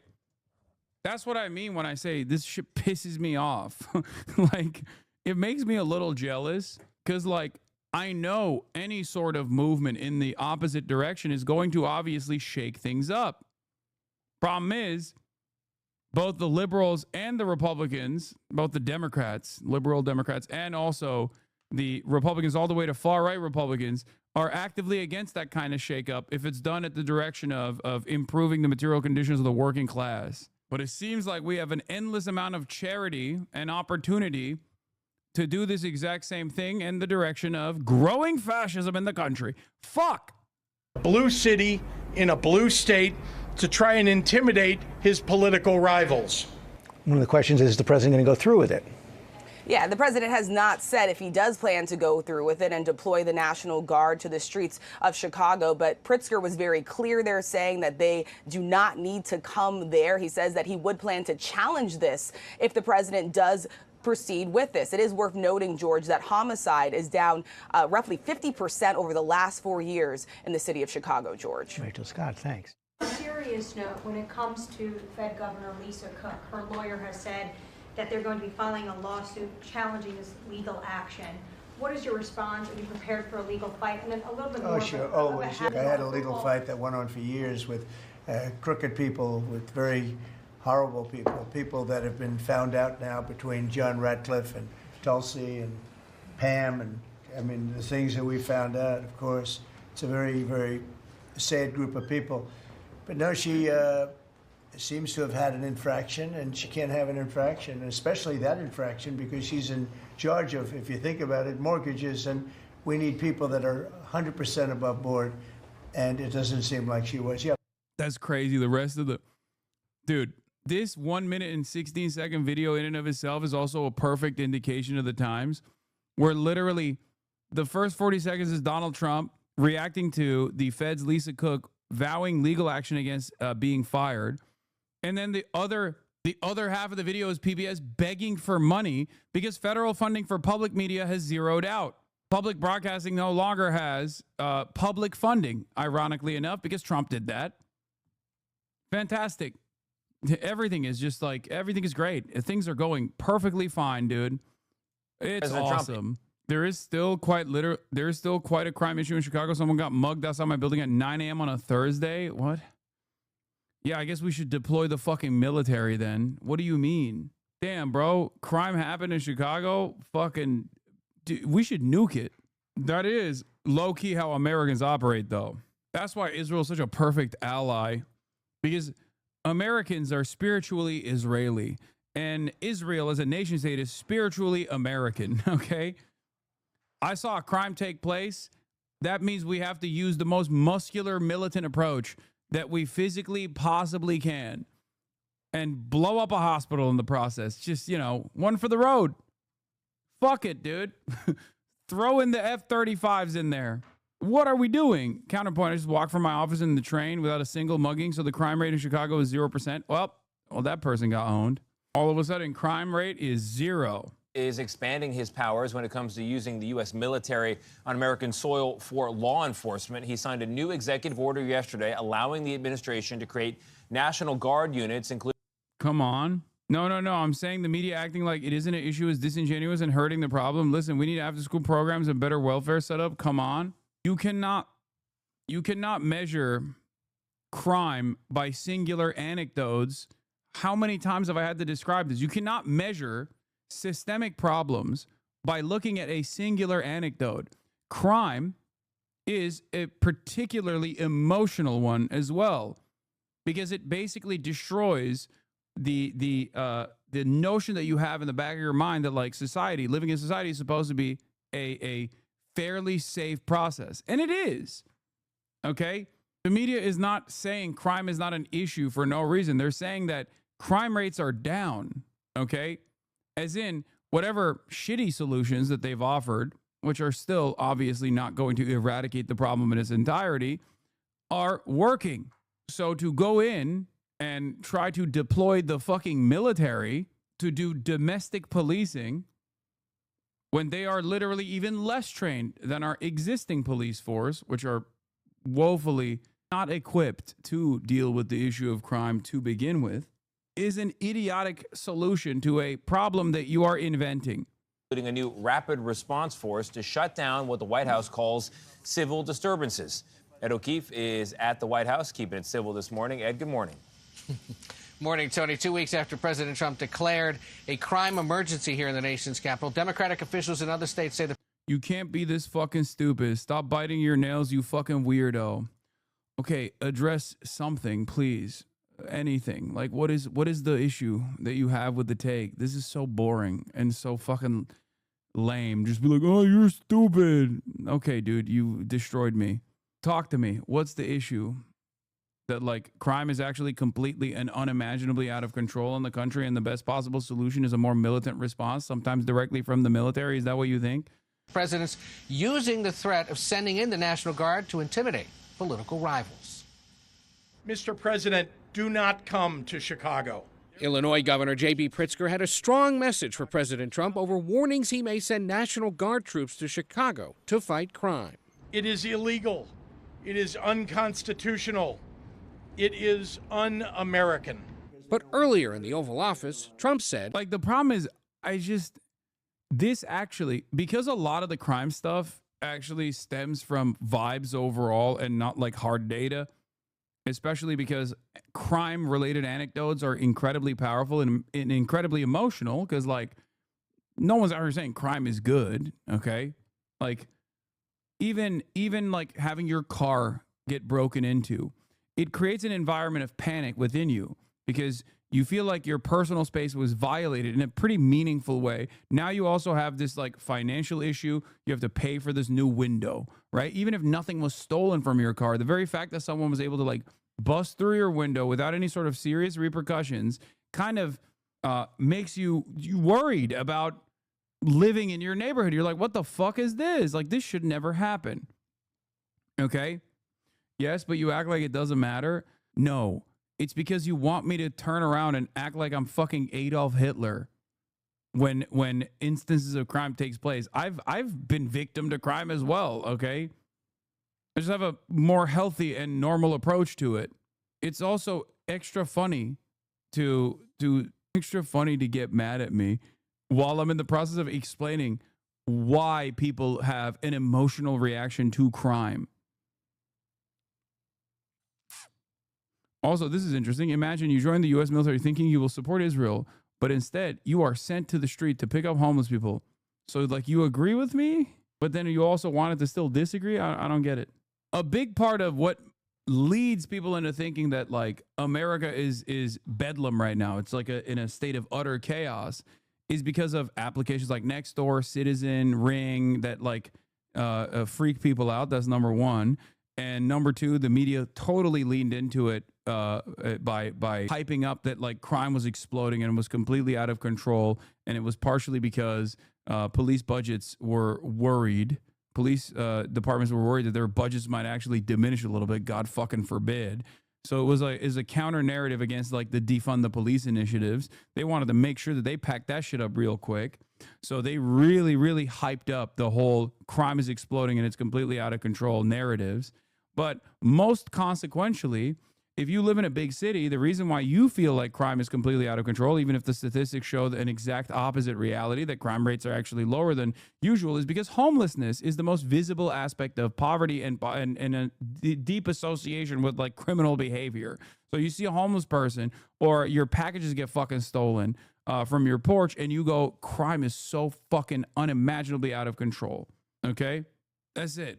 You see homeless people and you go, that's crime. Crime is everywhere. You see poverty and the changes that are created in your day-to-day existence born out of poverty, born out of the desperation that people feel in their hearts, like, you know, locking up goods inside of a fucking CVS or some shit. And you go, ooh, crime is completely out of control.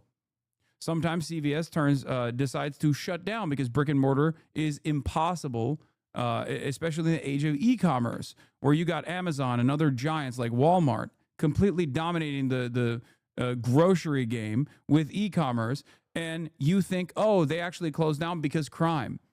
And these guys actually lean into that crime narrative because they want to hide the real reasons as to why they're closing their stores.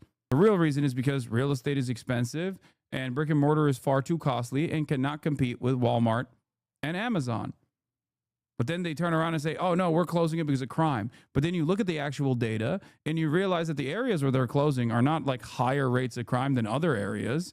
It's just that they're closing it because they cannot fucking compete. It's not justifiable for them to keep paying for that real estate. It's funny because those guys, those executives will then turn around when the dust is settled and openly admit that they lied. No punishments whatsoever for the record.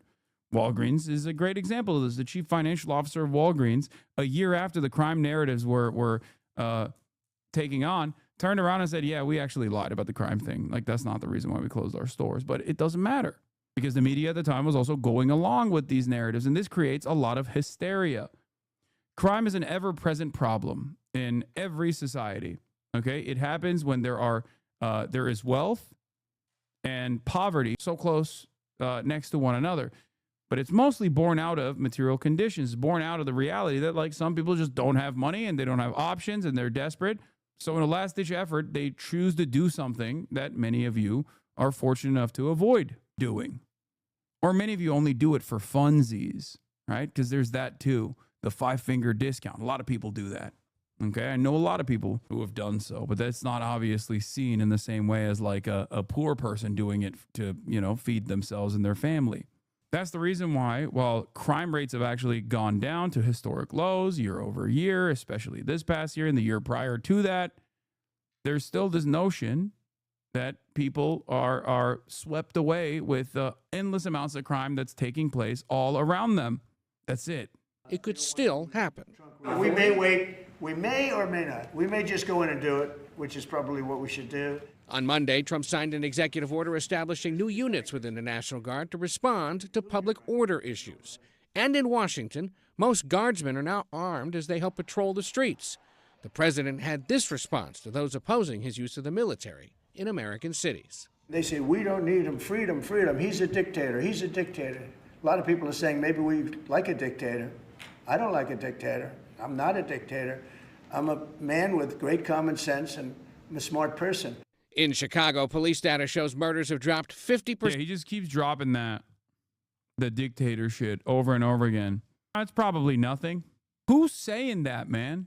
Who the fuck is like, oh yeah, Mr. President, please be a dictator? That's strange to me.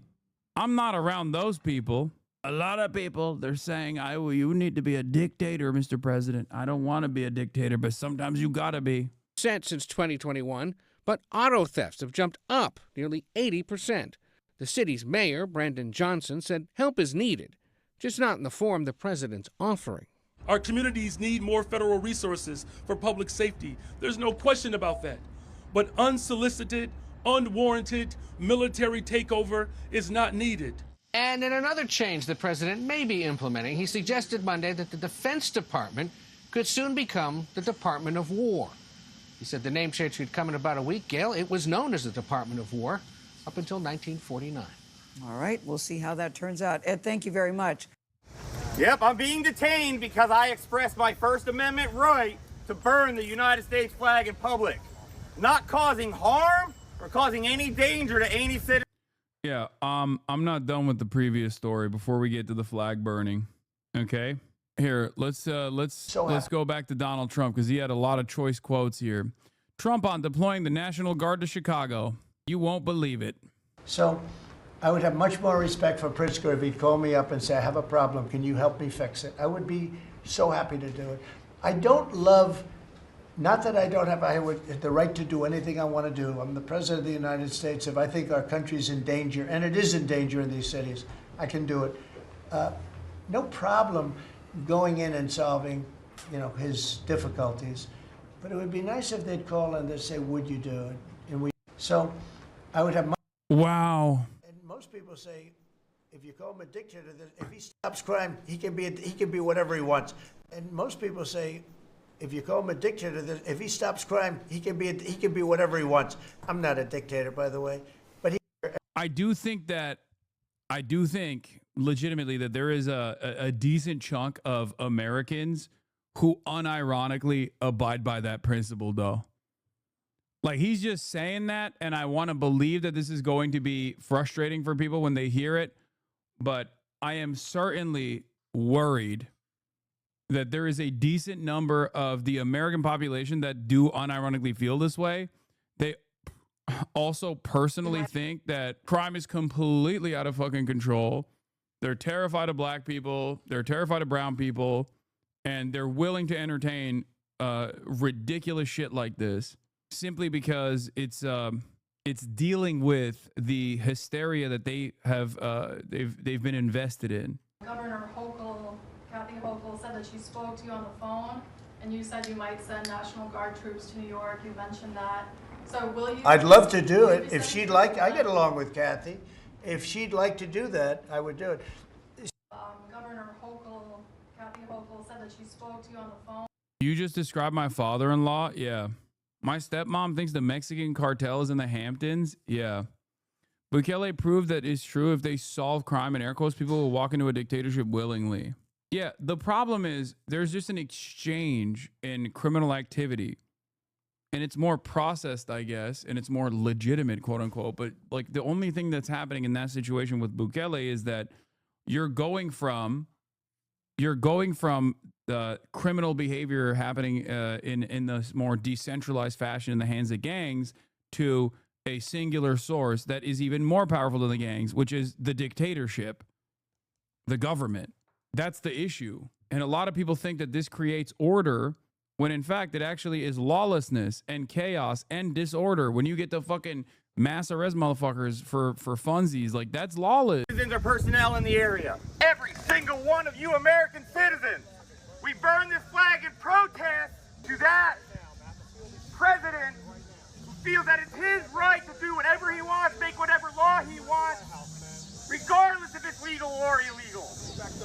It is our First Amendment right to burn this flag, regardless of what the president says. So I would have much more respect for Pritzker if he'd call me up and say, I have a problem, can you help me fix it? I would be so happy to do it. I don't love. That's the other thing. The burning of the American flag is one of the best constitutional protections that we have here in the United States of America, okay? It has been actively defended by even the most reactionary forces in the American Supreme Court. Okay, it is an incredibly important part of the First Amendment. Many other countries do not do that. I come from a country where there are severe punishments. There are flag laws and severe punishments for those who violate it. Okay, so this is yet another profoundly American protection against government overreach that this government is undermining. Fantastic. It is inherently un-American. Okay? This is inherently un-American, and yet no one seems to see it that way. Why? Because Trump actually has ownership over what it means to be American. Republicans have ownership over what is and isn't American. So people don't read it that way. That veteran burning a flag in protest of Donald Trump's idiotic executive order that is unconstitutional is a perfect example of who is an American in that process and who is not. That guy didn't get arrested for burning the flag. He got arrested for starting a fire in a place where it's illegal to start a fire, just FYI. Yeah, that's still bullshit. Not that I don't have the right to do anything I want to do. I'm the president of the United States. If I think our country's in danger, and it is in danger in these cities, I can do it. No problem going in and solving, his difficulties. But it would be nice if they'd call and they'd say, would you do it? And they're going to fight me. Like this slob of a governor you have in Illinois, this poor guy got thrown out of his business by his family. I know the family. I was partners with the family. Nice family. I like the family, but he was no good. They threw him out. He's governor of Illinois, and he goes about Trump, we don't need his help. Chicago is the worst. These places are really bad. Crime in D.C. was the worst it ever was. They make up stories. Crime in D.C. was the worst ever in history. And now, over the last 13 days, we've worked so hard. And we've taken so many, there are many left, but we've taken so many criminals, over 1,000. I watched a man from Maryland who said to me, sir, you're the greatest president. You're doing an unbelievable job. What a great job. Governor Moore, has anyone heard of him? Mm-hmm. He's another hopeful for president. I don't think so. But I met him, and I didn't realize it was on camera. Did you see they caught him on camera? I was at a game, I don't know, like the Army-Navy game or something. And I met him in a hallway. And as usual, you do your job very well. One of these great cameramen had it on tape. But I met this gentleman. I never met him before. You're doing an unbelievable job. Thank you very much. But then he goes on television and says, oh, Trump is a dictator. He's a dictator. And a lot of people are so the line is that I'm a dictator, but I stop crime. So a lot of people say, if that's the case, I'd rather have a dictator. But I'm not a dictator. I just know how to stop crime. And you would think that Illinois would have such a problem with crime, such a bad governor. He should be calling me, and he should be saying, could you send over the troops, please? It's out of control. It's out of control. In New York, it's out of control. Not as bad as Illinois, by the way. Not even close. Hey everyone, I'm Emily Campagno. Catch me and my co-hosts Harris Faulkner and Kaylee Meccan. So bringing education back to the states where you have the parents running it, where you have the school boards that are local. We have people running from Washington that have never even been to the state that they're in charge of. They've never even been there, and I don't think they care about it. So we want to close up the Washington buildings, sell the buildings off, let somebody else get rich with the real estate, because it'll be a crime-free city. By the way, speaking of that, anybody murders something in the Capitol, capital punishment, capital punishment. if somebody kills somebody in the Capitol, Washington, D.C., we're going to be seeking the death penalty. And that's a very strong preventative. And everybody that's heard it agrees with it. I don't know if we're ready for it. Yeah, good thing states where there's capital punishment in the United States of America have 0 murders or or much lower murder rates than average. Oh, wait, that's the exact opposite, actually. What the fuck? That doesn't make sense. It almost feels like capital punishment is not only inhumane and cruel, but also seemingly not an active deterrent. Very strange. In this country, but where you have it, it is, we have no choice. So in D.C. and Washington, states are going to have to make their own decision. But if somebody kills somebody, like you could have been killed, very lucky you didn't get killed, it's the death penalty, okay? A mournful tune on an emotional day.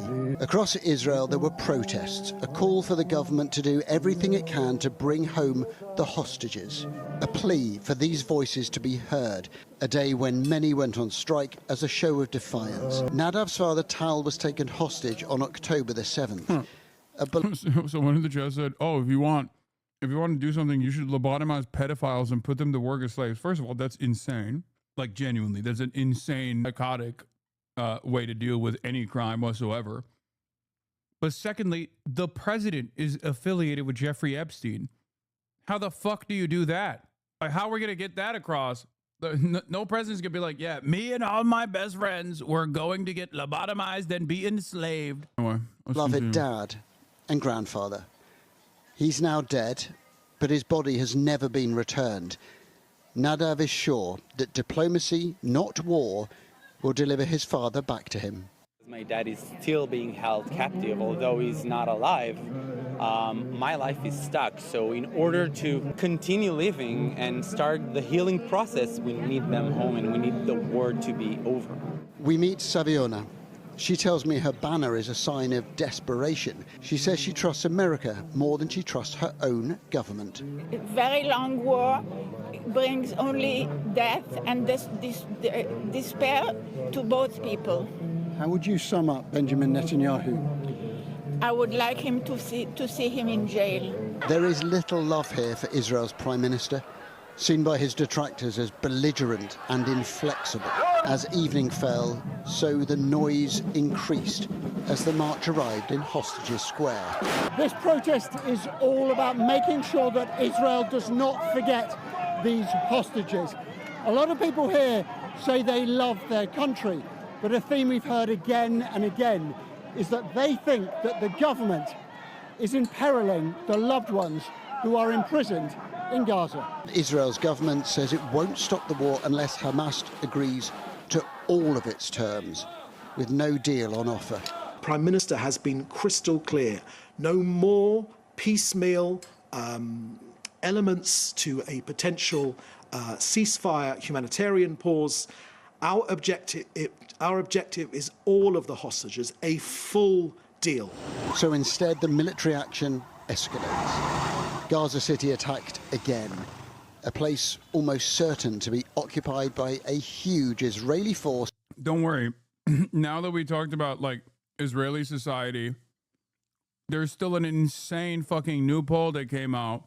62% of Israelis say there are no innocent people in Gaza. Fucking hell, dude. Every damn day. Every damn day. There's another poll coming out of Israel where, like, they just actively are like, oh, another poll. What's the most neo-Nazi option? Let me go right ahead. Let me go right ahead and choose the most bloodthirsty option I possibly can. It was awesome that there is someone who tried to pull this shit. 62% of Palestinians say there are no innocent people in Israel. Is what war does. Dog, this is not a war. This is a fucking genocide. Are you stupid?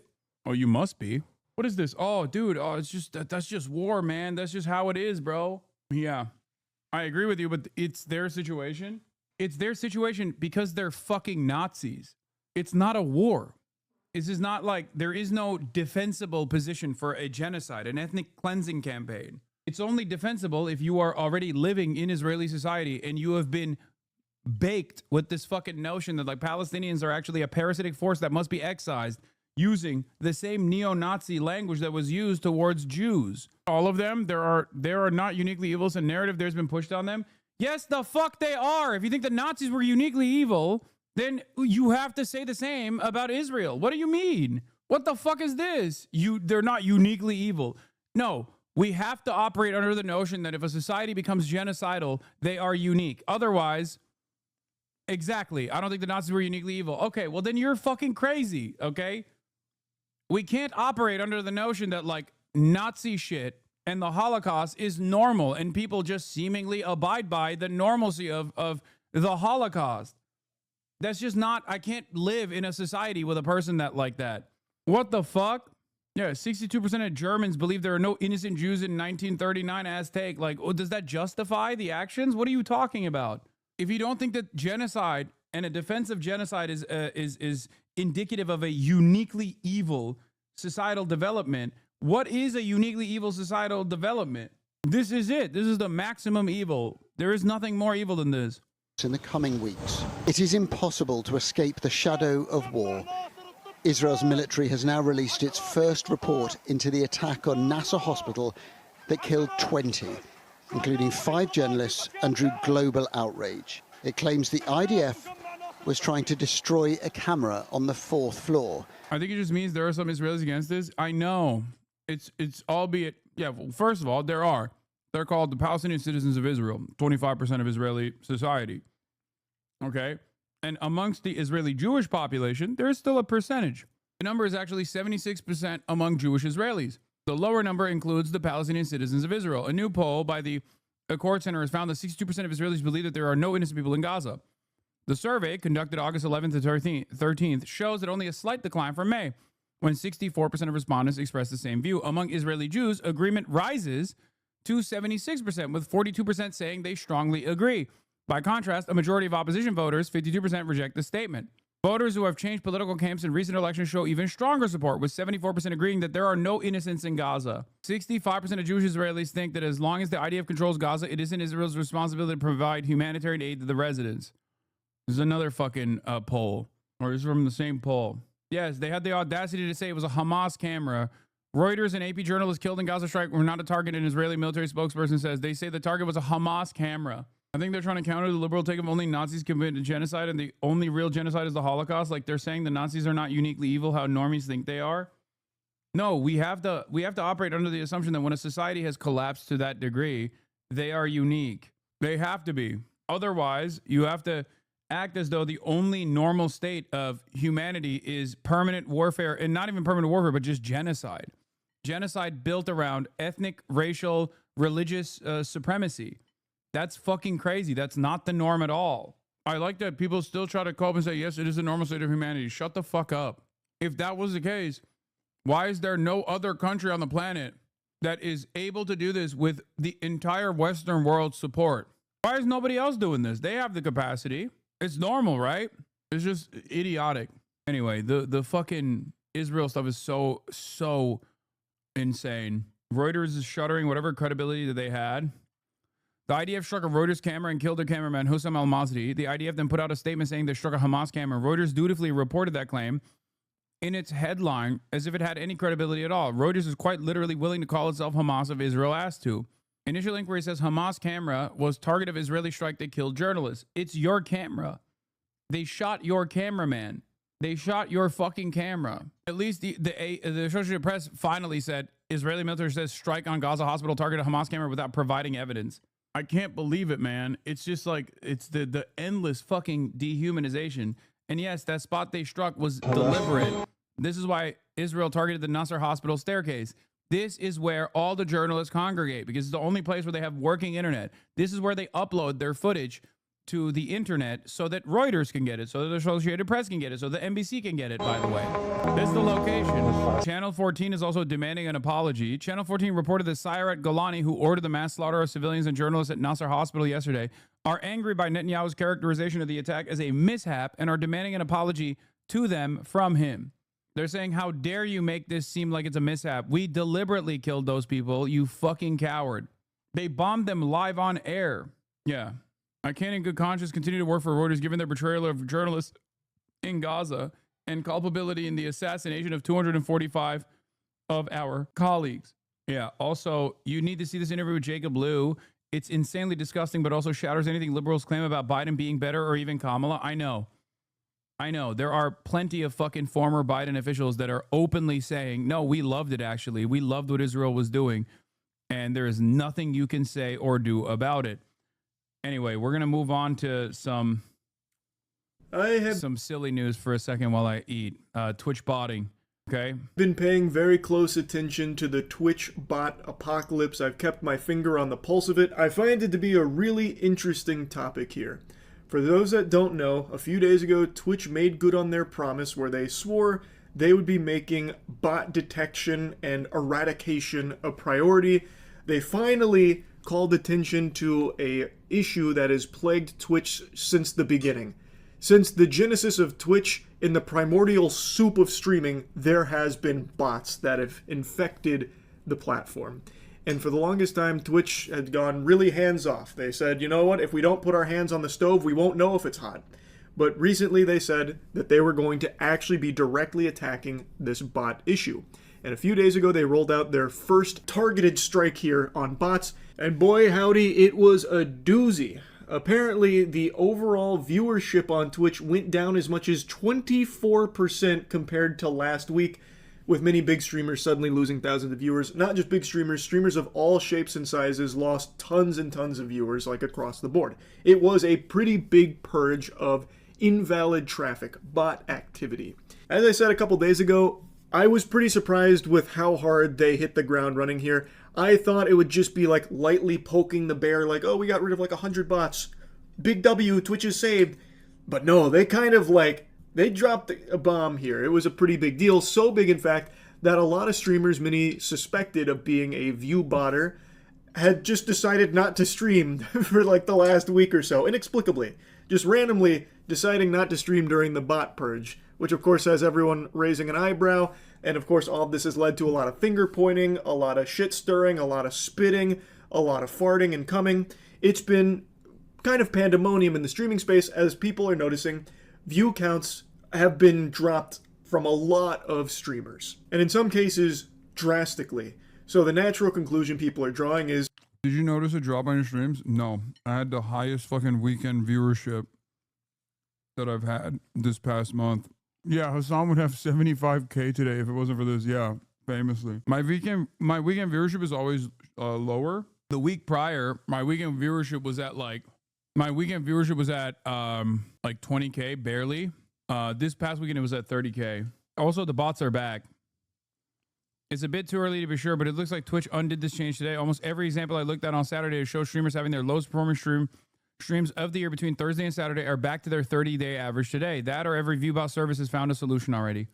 Yeah, they already went back. And Tectone confirmed it, and Asmongold confirmed it as well. Yesterday, Asmongold was back up to like 45 to 50K. As opposed to the 2 days when the ViewBots weren't working, he was at like 25K. Asmongold himself has admitted that he's being botted. He doesn't know who's doing it, at least that's his statement, but he has also admitted that he was being botted. Yeah, top Twitch streamers this last weekend: Maximum, Onipixel, Stable, Ronaldo, Kadriel, Hassan the Hun. I myself have said, openly admitted, that I actually personally placed too much emphasis assuming that this was actually organic viewership for Asmongold, and I thought that this was indicative of like a attitude shift on the platform. I literally thought like, oh, you know, people just fuck with right-wing commentary heavy now. That's what I thought. But it turns out he was already a big content creator. How does it feel to be wrong? I mean, that gives me a little bit of fucking hope. It also makes me really reconsider how much emphasis I place on that kind of thing. My analysis should not be so beholden to like active viewership counts that I'm looking at, because streamers do respond to that kind of stuff. They look at that. He tweeted, I would say 95% certainty my channel was being botted. Any logical person would come to that conclusion. Yes. There is one metric that people look at, which is active usership versus total viewership. Okay? When we're looking at active viewership versus total viewership, Asmongold was always around like 48%. my active viewership, as in people who have logged on to watch, which is always going to be lower than like the not logged watchers, right? Because like people watch on the TV, people watch on Xbox, people watch on like different platforms where they're just like not logging in. It's normal. My percentage is around 78%, as opposed to Asmongold's percentage was around 48%, which is a fairly, it's not the best way to figure this out, but it's like the closest you're going to get at the notion that someone might be botting. But it turns out the bots are back because the viewership jumped back up. The inactive usership percentage went back up as well. And it seems like the bot problem is still here. They were view botting. And as I predicted, and as everyone predicted, nobody wants to own up to being privy to their channel being view botted, because that's against the rules. They would get banned. No one's ever going to admit to it. So it's been a lot of cope and a lot of excuses. Like, oh, it must have just been this stranger over here that's been doing this and I had no fucking clue. I'm glad that it's getting solved. Everyone is talking about this as a positive thing. Meanwhile, in the background, there are people that no doubt are shaking their fist in anger in demanding that their botting service get it under control and fix it, because they need those viewer numbers to go back to where they were. Because obviously... So you're constantly at a disadvantage by not botting? Yes. He tweeted today, I would say with 95% certainty my channel was being botted. Any logical person would come to that conclusion, but after only 2 days, it's hard to be certain. The degree/impact, that plus having to take so much time off for family reasons definitely lowers my numbers, though. Okay. The fact that those dork Twitter journalists created an entire controversy off of a couple days should teach you guys to get news from better sources than guys named Jake Sucky and Jake Boosie. I mean, there is controversy around this because, like, it's a big fucking deal. This is like maximum amounts of fraud. What do you like? This is a premier live streaming website. The very fact that a big part of the audience, almost 25% of the overall numbers that they're looking at a fucking massive website like this is most likely fake is crazy. It's an understandable controversy. If it doesn't, people are going to be aware there was some fraudulent activity there, and the only question remains, did the streamer know? Like, were they guilty of paying for the service themselves, or was it like an org they were affiliated with? Because according to a lot of the data, all of which is public, by the way, you can see all of the viewer numbers post and pre-purge. All of this is public, so you can see a lot of streamers that are affiliated with an org, like OTK is the big one everyone's talked about. But not just OTK, there were other orgs coming under fire as well, namely FaZe was another one that people had a lot of question marks over their head with, because a lot of the streamers affiliated with FaZe also took huge drastic drops in their viewership during this purge.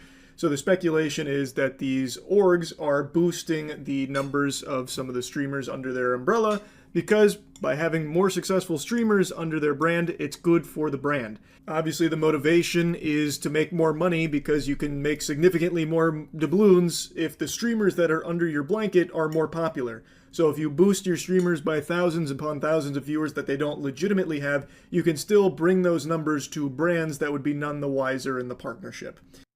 Yeah. Also, the payments come off of viewership. CPMs in the advertising world is cost per mil, cost per 1,000 impressions. So everything that you see, like all the sponsor streams that you look at, for the most part, are making this calculation off of the viewership. Hassan doesn't need to do bots because he's sponsored by us, the viewers. Exactly. So it is definitely fraudulent. Roachman got pissed over Charlie over this. What the fuck is this link? I know this is a fucking poop huge shot. drop in viewer numbers. Oh, Charlie, you're such a pussy. Just say the names. Just say who it is. Just say it. Just say the number went down. It doesn't mean that they did it. Just say the number. Like, why is he... Just do it. Is this the reason why people like him and hate me? It's because I'm the one that's the asshole? Well, I mean, he showers. I feel like that's probably part of it, you know? I suspect that could be a part of it. He also doesn't fucking whine all the time and doesn't say insane stuff that's like completely outside of their realm of knowledge or interest. Like, I don't think Charlie's ever fucking come out and been like, honestly, guys, I think women have a genetic disadvantage. They lose, their biological clock is ticking, and at the age of 35, If you still don't have cum inside of your pussy, then you might as well just off yourself. You have a shelf life as a woman. Or I've never actually heard Charlie say, actually, the AFD is not a neo-Nazi party, but even if it was, that's kind of good. And we should make sure that migrants coming out of lower, inferior cultures don't actually tarnish the blood pool of the Fourth Reich. Purity of the genetic blood pool must be maintained. You know, stuff like that doesn't happen. I don't think he says like, I'm 99% sure the Holocaust happened. Over the last couple days out of nowhere. Namely, OTK seems What to be the fuck? Why would he say me? I hate this guy. Okay, he's memeing. There's no way that's a joke, dude. He's farming. There's no way he said, why won't you name names and then turn around and be like, what the fuck? He's trying to be funny. It's funny. This is hilarious. The real version of this was when he was covering me at the protest, when he was like, yeah, he's too much of a pussy. He's not a real revolutionary. He would never go down there. And then his chat was like, he's down there. He's like, oh, then he should be arrested. He should be arrested immediately. The cops should kill him. It's real. This is him fucking acting. I mean, this doesn't mean that he's not like, you know, partially upset about this whole process. And according to some other streamers, there's been actually quite a bit of talk from streamers about orgs even like softly admitting to doing this in certain cases. I don't know like all the particulars around that, but there has been like a lot of discussion that orgs do actually do this. Like it's not just a full-blown conspiracy theory, but then the question becomes, well, do the streamers under these orgs know about that? Like there's just a lot of questions now after all of this bot detection and all this bot purging.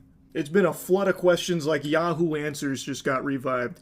Did the streamers viewbot themselves? Was it a member of their community viewbotting the streamer? Did the streamer, are they a victim of... Ain't nobody's doing that. People were talking about the going rate of bots is like 16 grand a month to do that every day. There are Oilers out there with deep pockets, but nobody's doing that. Like a stranger, a malicious bad actor trying to artificially boost their numbers to potentially ruin their reputation. Is there a super fan of the streamer that's trying to boost their favorite streamer to make them more popular because they just love them so much? Does the streamer know that the org they're affiliated... The artificial boosting has happened to me, which we suspect is from a hater. And there's 2 times it has happened. One was when we were in Japan. The second time I was in Japan, not the last time. Weirdly enough, right when we were talking about how Kick has a problem with viewbotters. Right around the time where we were talking actively about how Kick has a problem with viewbotters, my numbers went from 20K to 40K. It was strange because like at that time in Japan, it wasn't going to happen. Like I wasn't going to get 40K. Like I would love that, but that wasn't real, right? And what a train wreck that situation is. Yeah, that was a real train wreck, that situation. You're not wrong. Anyway, and all the content creators that got botted in that time frame were all the ones who had actively spoken out against Kick. Interestingly enough, it was me, Pokimane, and Miskiff. Wonder why that happened. Anyway, and then recently it happened once again when I was talking about, again, botting potentially or whatever. Or not even botting. I don't know what it was, but it was like it happened when I was looking at Asmongold's numbers, which went from like 75K down to like 30. And then my numbers shot up from 30K to like 75K in real time. It would just like go between myself and him. It was very weird. Shut the fuck up. This is a completely natural view count. Wait, what do you mean? Dude, that is crazy. 50K to 20K fall off that is insane. Only 32 minutes streamed?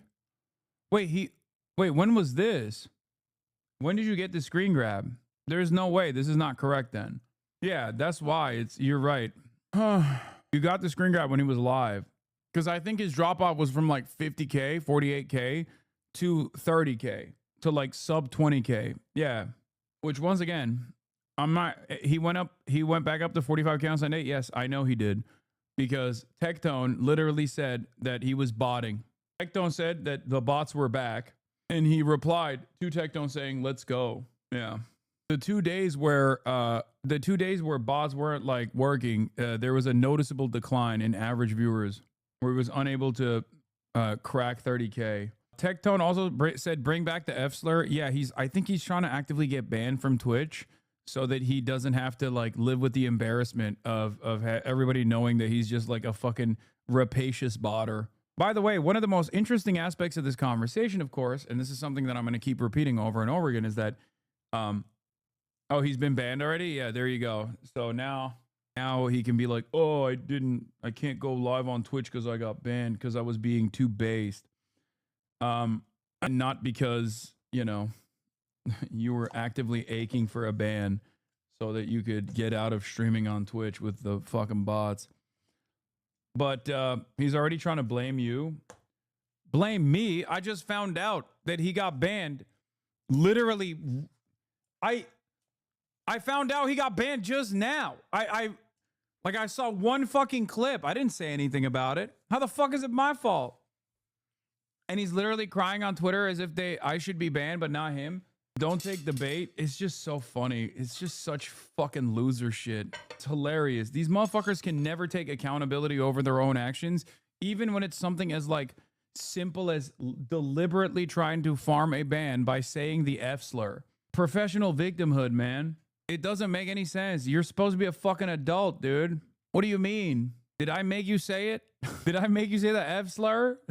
What the fuck? Affiliated with might be boosting their numbers. Just so many questions. And another big discussion that's come from all of this is about sponsors. Allegedly, some sponsors have been botting sponsored streams in order to make it seem more popular to the average viewer. So they'll artificially boost those numbers so it seems like there's more hype around the product, and they've also been accused of botting. You want to know what one of the funniest parts about this shit is? These guys constantly try to get me banned. They demand that I get banned every single time, even when they're apparently getting banned for obvious shit like saying the F slur, right? There has never been a moment where I'm like, yo, Twitch, you got to ban Asmongold. Yo, Twitch, you got to ban Tectone. I don't say it offline. I don't say it online. I never say it. Part of the reason why I don't say it is because obviously I have a lot of fucking active crosshairs on me from, you know, fairly large institutions that would love any opportunity for me to be deplatformed. And that's what's so crazy about it, because I have a more robust free speech position here, even though like getting banned off a private platform is not in any way, shape, or form a consequential aspect of free speech. But like, I am more of an advocate for freedom of speech than these motherfuckers are. I actively am advocating for free speech when the government is actually intervening in people's constitutionally protected speech. I've interviewed victims of the government going after people, interviewed victims of the government eroding free speech protections. And it's so crazy that these guys will like still act as though they hate cancel culture while simultaneously demanding that I get fucking canceled nonstop. It doesn't make any sense. I mean, it makes sense as far as like they're hypocrites, right? Like that does make sense. Of course they're hypocrites. Everybody understands that.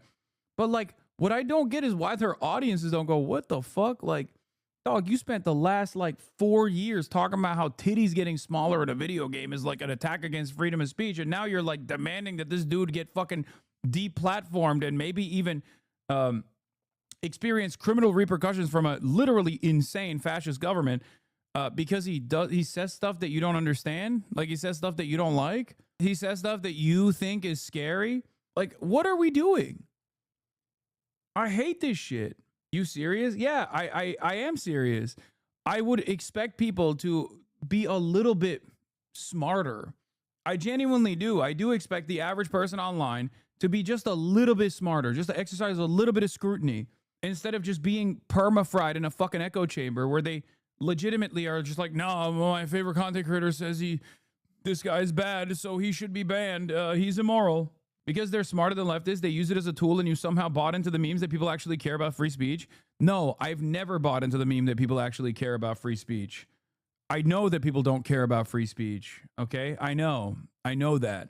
I have to defend it, though, from a principled stance, at least, you know, when I actively have crosshairs on me. And even beyond sponsored streams, because by being part, like if you do something that's like very clearly out of line with terms of service, then like it's valid. There are some things that are in the margins and you can argue on whether or not it should happen, especially when like Twitch does actually find itself at the mercy of like the crowd, right? LSF has been used on numerous instances to create like manufactured outrage so that like Twitch will take action, right? They do it all the time.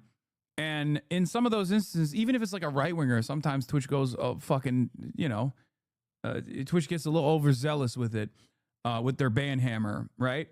But there are certain things that are understandable to ban. Like if you're just like slinging the F slur and it's a fucking direct violation of the terms of service, then yeah, of course you're going to get fucking banned, right? I don't have to run around and be like, what do you ban this person? Like my expectation is that like a reliable platform with like active moderation is going to take care of that.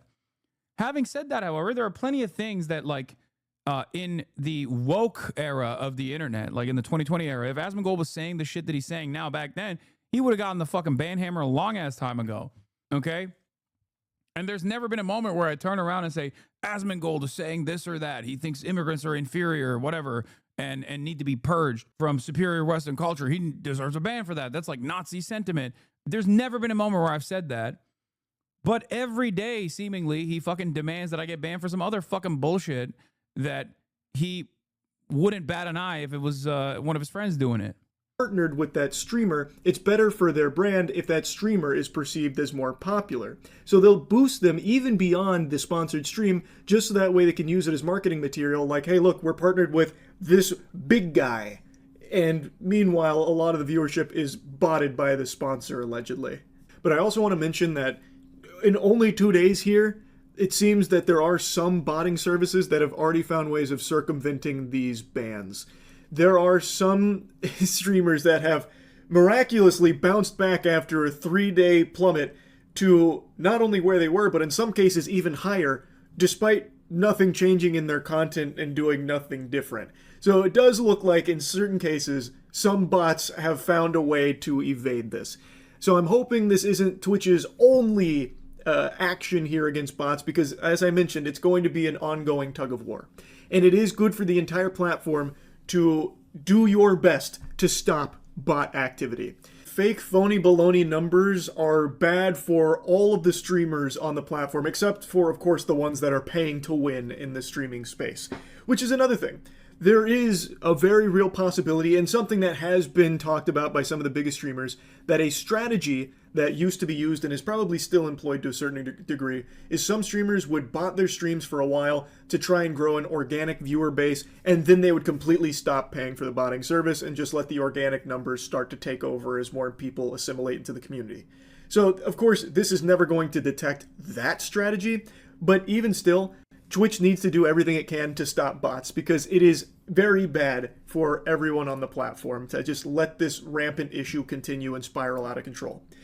Now, I think I need to explain why I have this perspective and so many people have this perspective, because I've seen a lot of people downplaying this as like not a big deal, like this is a fucking nothing burger. Who cares about view counts? If you can pay for it, you should do it. It gives you the advantage in the space. You gotta stand out in the market, so if you can do anything to get an edge, you gotta fucking do it. And yeah, you're right, it's a saturated market, so obviously buying view bots is going to immediately help you stand out by floating to the top of a category, so that way some curious Georges will see you at the front there, and they'll click because you've got the most viewers. So obviously there's a lot of hubbub there and they want to see what all the fuss is about, so they'll check out your stream because you have artificially inflated the numbers, and then you have now occupied that viewer, which takes it from another streamer that is legitimately streaming to an audience and a real community of people there to watch them instead of just an army of clankers. In fact, the argument kind of mirrors something from many moons ago.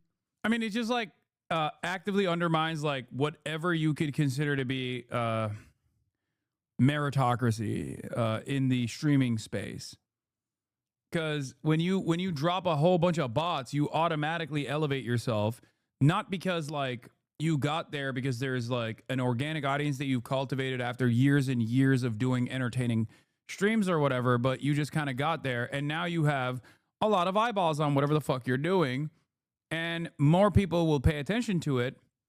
I've said this before, like there are amazing streamers, okay, much smaller streamers out there that are doing fantastic work, and there are top streamers that are not really doing anything, right? They're not really doing anything different or unique or weird. or eye-catching, but there's a lot of attention on them because they just have a lot of attention on them to begin with, and people gravitate towards that, partially because of the way that like Twitch is structured, right? Twitch is very top-heavy as a platform, and that's why this is a major issue with like botting, because it just kind of makes random people come to the top of the directory and get increased real eyeballs and real attention because they have simply boosted their way up to the top. Irony? What do you mean? When Twitch was still pretty new. I'm going to take you back to the past to talk about some titties and ass. There was a huge trend on Twitch for a while with something called booby streamers, if anyone remembers that, where there was a trend on Twitch where streamers would try and wear the most revealing clothing. Not to be bad, Faye, but what's the difference between this and advertising? I feel like botting is only a problem if view counts are visible. Why do view counts matter? What do you mean? Of course view counts matter. What? View counts are the only metric that advertisers can rely on. View counts take something that is supposed to be qualitative and make a quantitative assessment off of it. It's the name of the game. It's what everything in this industry is geared towards. It's like saying, why do Nielsen TV metrics matter? Like, why do Nielsen TV ratings matter? Well, it matters because that's how you determine whether a fuck ton of people are watching. It's the easiest way to determine whether a fuck ton of people are watching something or not. That Twitch would possibly allow in the most sexual of positions and constantly putting cleavage as like the main hook to draw viewers in. And this drew a lot of outrage because people... How come YouTube doesn't have this problem? YouTube doesn't have any discoverability. That's number one. And number two, who said YouTube doesn't have a botting problem? YouTube probably has a larger botting problem than even Twitch does. But YouTube isn't a primarily live streaming service. Twitch is a primarily live streaming service. Out of all of the other primarily live streaming services out there, like Rumble and Kick, I would go so far as to say that Twitch has the lowest amount of bots percentage-wise. Having said that, however, out of those other three live streaming services, mostly live streaming services, Twitch is the only one that is a premier live streaming service and has real marketing. Okay? YouTube, on the other hand, has a shit ton of bots. Are you kidding me? It has an unimaginable amount of botting. YouTube has botting on view counts. YouTube has botting on fucking live streams. No, they have it on their vids too. What do you mean? No, they have it on their VODs too. If you think YouTube VODs don't get botted, you're out of your mind. YouTube is bot central. Most websites have this issue with artificial inflation of view counts. Like it's basically dead internet theory, right? It's dead internet theory. It's just like it's bots talking to other bots. People believed that by doing that, they were stealing viewers from their streams because they weren't showing cleavage and everything. It was a huge debate that raged on for years, actually, and people were always split on whether or not that was the case. Was this streamer with cleavage stealing a viewer from this guy over here who was building a brazen bull in Minecraft? Well, the jury was always out. But in this case... Yeah, that part was also stupid because those people, you know, they work to get those titties, okay? That's not like a decent comparison either. It's like saying, well, if someone has a marketable product, okay, if someone is just like more charismatic, for example, than another content creator, you don't go, oh, well, this person is more charismatic, they're stealing content from a less charismatic person. Whereas botting is obviously something that is fake. You know, if there is an interest in people watching titty streamers, then there's an interest in people organically wanting to watch titty streamers. That's it. It's like people complaining that Kai Cenat has more money than everybody else and therefore has the capacity and motion to be able to bring every fucking celebrity on the planet to his subathon streams, and that takes away eyeballs from other content creators. That would be a ridiculous argument to make. No, of course he gets to do it, and it's totally normal. This is just how it works. Those titties are fake, though. Okay, some of them are fake titties, but it doesn't matter. My point is, it's just something that they have as an asset. If people want to watch it, they want to watch it. You're not like you're not stealing attention away from other people. It's not like technically it is a zero-sum game, but it's not the same as like artificially boosting your viewership by purchasing it so you can rise to the top of the directory. There is clear data, clear-cut, irrefutable evidence. Do I think Kai has more money than me? I'm sorry. What are you saying? He has like a Nike sponsorship. He got a McDonald's meal after him. He has a skin on Fortnite. What the fuck? What are we doing? Kai Cenat did a trailer recently for his next Mafia-thon subathon, and Michael B. Jordan is in it. You know, the guy from Sinners. Like, what the fuck? Viewbotting your streams and fucking leapfrogging your way ahead of everyone that is legitimately streaming with less viewers than you does actually steal the viewers from them. You are directly competing in the exact same content, but you have now floated more visibly to the top through artificially inflating your numbers, fundamentally paying to win, and cheating the system. That 100% does take viewers away from the actual...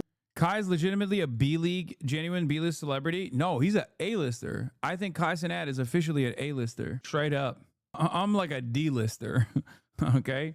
Streamers on Twitch. Across the board. It's not a debate, and it's not like a competitive advantage. You are cheating. You are breaking the rules of the website too, by the way. Twitch just doesn't choose to enforce them very often. They have just let this go unchecked for an extremely long period of time. But it's not allowed. You're not supposed to be able to do that. So this, again, is not a debate. So, the problem is, that shit sucks. That is bad, not only for all the streamers that are doing it legitimately, but it's also bad for the platform. I'm actually kind of surprised Twitch doesn't face more hot water for their handling of bots for this long, because while Twitch on their back end... You're in the same tier as Andy Dick? Okay, I'm a little bit higher than that. Maybe if Andy Dick is D-list, then I would be C, I think. Can identify fraudulent traffic and adjust your ad revenue for it. That is something they've... That just came out of me. I'm sorry. Talked about before, how like if you viewbot a stream up to 2 million viewers instantaneously and then just start farming ads, Twitch will go and analyze that traffic to see if it's real, and they will adjust your earnings on it. I've seen them talk about that. While Twitch can do that on their back end and not lose their ass on that, you know who can't? Brands that work with streamers. The way a brand partnership works when it comes to streamers is they base your pay on your metrics, and the metrics that you provide, well, that's not going to account for bots. They can only go off the information that is accessible. And they don't have that back-end ability that Twitch has to go in there and see, well, who's a real viewer versus a fake one? Like, how many bots are here? They only have your metrics. So that's your average viewers, which could easily be hyperinflated because of bots. So what streamers can easily do, and definitely have done, is they boost all of their numbers to really high levels that they really are not achieving organically. It's not real viewers. It is all fraudulent, invalid traffic from botting services. They will inflate their viewer numbers. Then brands will approach them, or they will approach brands about doing a partnership or a sponsored stream, and they'll provide those viewer numbers, which will have the brand then give them higher pay than what they should be receiving. And the brand will pay this money under the impression that it's being served to X amount of viewers. And those viewers, they're assuming, are real, legitimate human beings with a pulse, but in reality, a lot of times, it's being served to bots.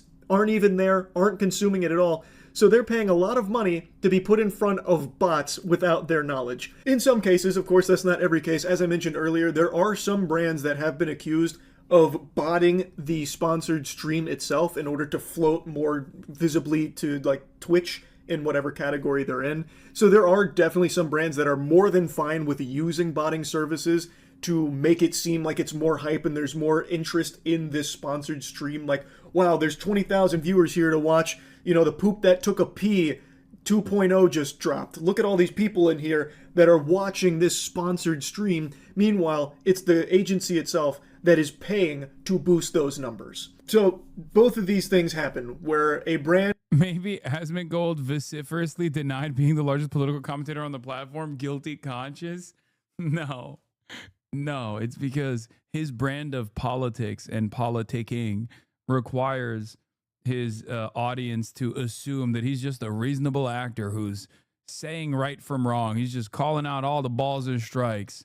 And therefore, he has to maintain this notion that he's not a political commentator as he just fucking sits there and watches Trump talk about destroying the country and goes, yeah, based. A lot of people on the right do this. They present themselves as like apolitical, common sense based thinkers, saying things like common sense is not so common. You see, I'm just saying it like it is.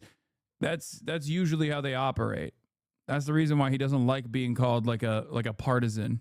There's gonna be Gambagate version 2. I can see it now. Botpocalypse is Assange's fault if Twitch cracks down on all the bot streamers. Are gonna say you fucked up the bag. I mean, it wouldn't be the first fucking rodeo that I've had, but I doubt it, because the guys who actually were the original flag bearers of this movement is like XQC, and he's the one who was like the champion of Gambagate, saying I fucked up the bag without actually saying I fucked up the bag, because then people would actually get mad at him. He just found a different way to yell at me. Will be none the wiser that what they are paying for is not getting served to real human beings that they expect it to. It's getting served to bots. And there are some brands that pay to actually just use the bots to try and generate this artificial hype around something.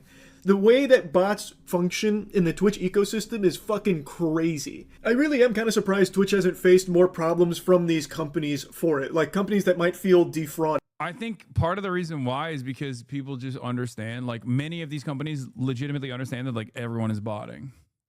Like if you're buying inventory, ad inventory somewhere, anywhere on the internet, especially in this day and age, like there's gonna be some fucking botting. Like they paid hand over fist to these streamers based on these viewer numbers, only to learn, well, they're all being botted because Twitch does not care about botting. They kind of gave the soft green light that they're not going to crack down on it and don't really give a fuck. I imagine some brands would be really pissed to learn that. And I'm surprised they haven't like called out Twitch or tried to handle this litigiously or something about it. I don't know. I just found that to be a little interesting because it is very clear botting is a huge issue on Twitch. When they finally took their first real step in fighting against this menace, Dog, what the fuck is going on? I don't care, dude. Why are you guys in here fucking freaking out saying Cracker Barrel caved? I don't care. We'll get to it eventually. It's not breaking news, okay? You're coming in here going ding, ding, ding, ding, ding. The Cracker Company reversed their logo. Please, you must cover this. Imminent. Make haste. The British are coming. The British are coming. Cracker Barrel has fallen. It is no longer woke. Overall platform viewership dropped 24%. And that's just the first snowball in an avalanche of bots, I imagine. That is the first wave. Can you imagine if Twitch actually deleted every bot from the platform?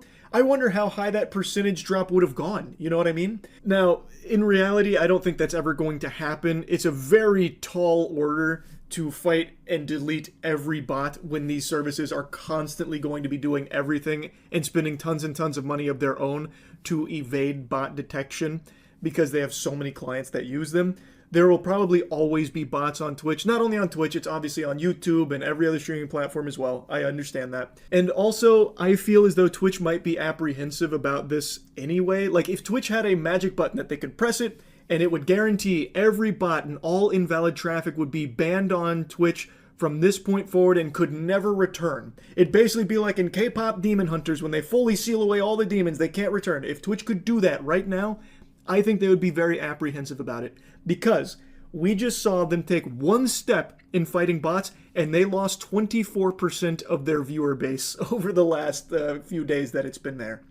Like, that's a huge drop. And if they did it even harder, that number would only climb. And I imagine they would be worried about all of their brand partners starting to jump ship like, oh no, Twitch is dying. Look at this graph. Or the brilliant move is, oh, we combated the botting and then there was a precipitous drop, right?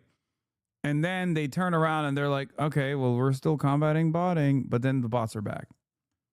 But it looks like they got a decent amount of coverage off of combating botting, and now they just say nope, these are real views. But basically everybody knows who's botting and who's not. You see how there's no more views, it's all dried up? Time to pull our ad spin from Twitch. I think they would be worried about the future of Twitch if they did that, because their viewer count numbers would be so much lower, significantly lower, that they'd probably be getting hit financially pretty hard from all of these sponsors that are paying money to be put there. And brands don't really care about like the nuance of what the numbers say. They only care about what the numbers indicate. So most of the brands, I imagine, would see this And in fact, some of them are probably already worried with the 24% drop. But if it got even higher, some brands would probably see this and they wouldn't take into account like it's all bot activity. They would see this and be like, nope, this is dangerous. This is not worth the ad spend. We're pulling out. And even if they did bother to take a little bit of time. Charlie's sort of wrong about this. Any metric I've seen is that 24% lower was actually all the major botting providers getting hit. But they're all back now. Yeah, they're back. Yeah. Looking into it, they might feel slighted by Twitch for letting this bot problem persist for so long, and they were spending so much money for what ultimately amounted to a lot of invalid traffic. So I think Twitch would be really skeptical about getting rid of every bot, even if they could. Which is why I was so surprised that they went this hard. Why does he care about brands? Because he's a content creator.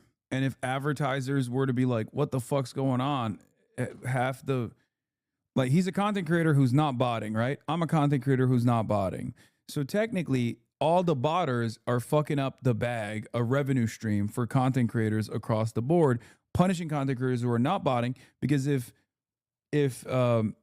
advertisers were to turn around and be like, well, this is like 25% fake, so I'm going to give you 25% less, assuming that 25% of your viewership is botting, like all these other content creators that we've paid into, then all of a sudden the non-botters are getting fucked and eating a 25% pay cut from a major corporation. Same goes for it's even more consequential for like smaller streamers as a whole, because smaller streamers that like are lucky enough to be able to get any sort of marketing dollars are now going to be hit with a pay cut. That pay cut is going to be even larger for them. Hard out of the gate against the bots and actually did make a dent in it. And I hope they continue to do this. I hope that they didn't pump the brakes like, oh, that was a lot. We took a big viewership hit there from all this bot stuff. Let's maybe, pull our punches a little bit here. I hope they don't go down that path. Like, I do hope they continue to make this a priority and do legitimately try and get as many bots off of Twitch as they possibly can. Anyway, that's enough blabbering about it from me today. That's about it. See ya. Yeah. Yeah, there it is. That's the botting saga and the updates on the botting saga. A friend of mine is a really small streamer. He's just trying to get to the point of monetization. His chat's been filled with ads for bots to boost his numbers. Pretty wild. Do you think tournament event has a sponsor bot? What tournament event? What? Austin Show mentioned in the newly gay Crumble Cookie CEO ad? This was the Crumble CEO's following list and people questioned if he was gay? Ain't no fucking way Austin Show's on there. This is a meme, right? The Crumble Cookie CEO that's like clearly a gay man is actually not, is actually following Austin Show, Mr. Show himself. Yeah, he's a gay Republican. Anyway, ladies and gentlemen, it brings me no pleasure as your woke Brigadier General Army leader to tell you that we lost another significant battle today. Cracker Barrel is dumping the new logo hours after Trump gripes about it. That's right. It's real and he follows you too. Wait, what? The Cracker Barrel gay Republican CEO follows me? Or not Cracker Barrel, a Crumble Cookie? Sorry. You literally just said you don't give a fuck. Well, yes, I'm being sarcastic. Do you think I give a fuck? Do you actually think that this is a big... Do you think that I am the real Brigadier General of the woke army? And if I was, do you believe that this would be a significant initiative that I was backing? Hello? Every time... Oh, you're joking. Okay. Oh, yeah. It's just like autism overload. Anyway, the West has fallen, or rather...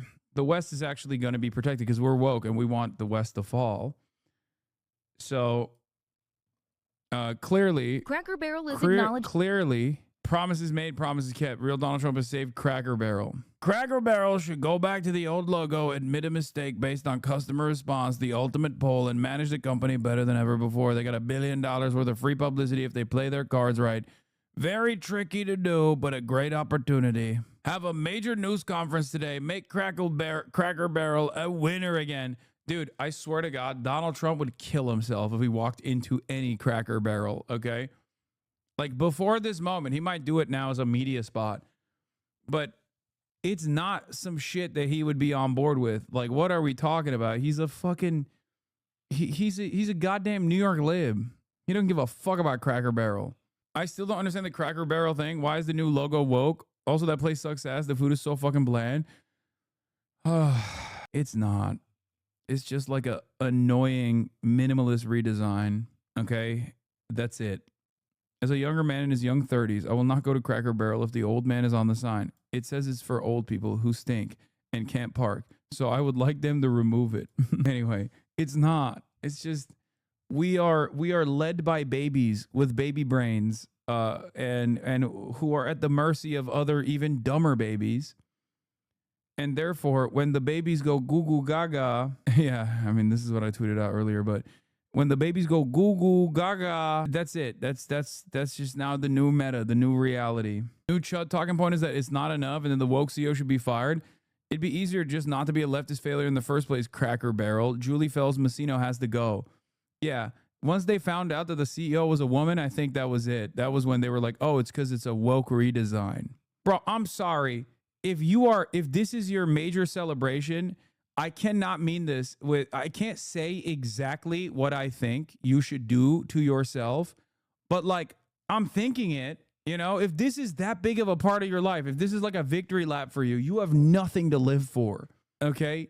You have nothing. You have nothing in your life. You are the biggest loser of all time. What the fuck? Like, this kind of shit really, really just like, it fucks me up. This makes me angrier or sadder than the Taylor Swift stuff, you know? Like, at least that's like something positive, I guess, that people are associating themselves with for no reason. They're looking desperately for like some kind of thing to feel positively about when everything is going awful. But like, this is so not real. You like invented an alternative reality. You decided that Cracker Barrel made this decision because of quote unquote woke. And now this is like a major fucking victory for you. This makes me so upset that there are people out there who live amongst us who genuinely behave like this. So fucking pathetic. Oh, and winning this was their entire reason for existing. It's just like, Ollie London has changed his ethnicity more than Cracker Barrel, its logo, just saying. It's true. That's the other thing. Like, this is an objectively insane being, okay? This is an objectively insane person. And it's that simple for them to just, like, be hugged and kissed by the Republican reactionary movement after actively spending hundreds of thousands of dollars to become Korean and being the butt of every joke. They could just be like, I'm right wing now. And I say, fuck trans people. And everyone's like, nah, that's great. You're clearly, wait, what? Full episode before Taylor Swift, 50 girls competed for Travis Kelce's love. What? My name is Travis Kelce. I'm a professional football player for the Kansas City Chiefs. It's game day, baby. Looking for. Oh my God, he is a libtard. Oh my God. He's been a libtard.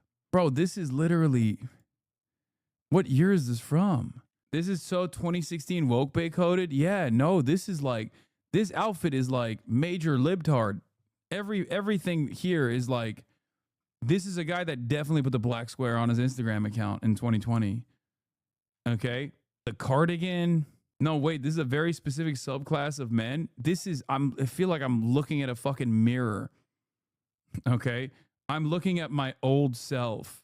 It's like a shameful moment in my history. It's like I traveled back in time and I'm watching like a different version of the exact same guy that I was 2016 doing this embarrassing thing. You went to college with these people? Bro, I am these people. What do you mean? This is me. Tight end Travis Kelce signed a 5-year extension worth $46 million. Kelce also signed on to be featured in a new dating competition called Catching Kelce. 50 women from 50 states. Hey there, lonely girl, lonely girl. Don't you know this lonely boy loves you? When I'm off the field, I am still in the spotlight. I like to go to the award shows. I like to go to the ESPYs and the charity events. I need a woman that will fit into all aspects of my life and that can get along with my teammates and their wives. I've been in the bar scene, I've been in the club scene, and I haven't found what I'm looking for. So I'm trying a whole new game plan. This offseason, I have moved out west for the first time to Los Angeles in hopes of finding. Oh my God. No. No. No. No. Oh, I can't watch this. I can't. This is too much. No, I can't watch this. I literally can't watch this. Go get it from your closet. I can't. I've burned all of that. Okay. It's gone. What is this? Daily Groundhogs? Women that have a sense of humor. Hashtag plus. Okay, that's not real tweet. Shut the fuck up. I can't watch this. It's too cringe. It's too cringe. It's too cringe. It's too cringe. This is far too cringe. Oh my God.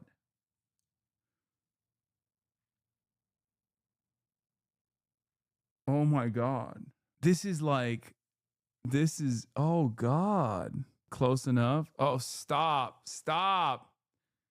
It's the same photo. Why would you do that to me? Why would you do that to me? Why would you do that? Why would you fucking pull that shit up? Who wore it better? Oh, I can't. This is bad. This is fucked up. Stop. Of finding that one special girl. Damn, this guy's good.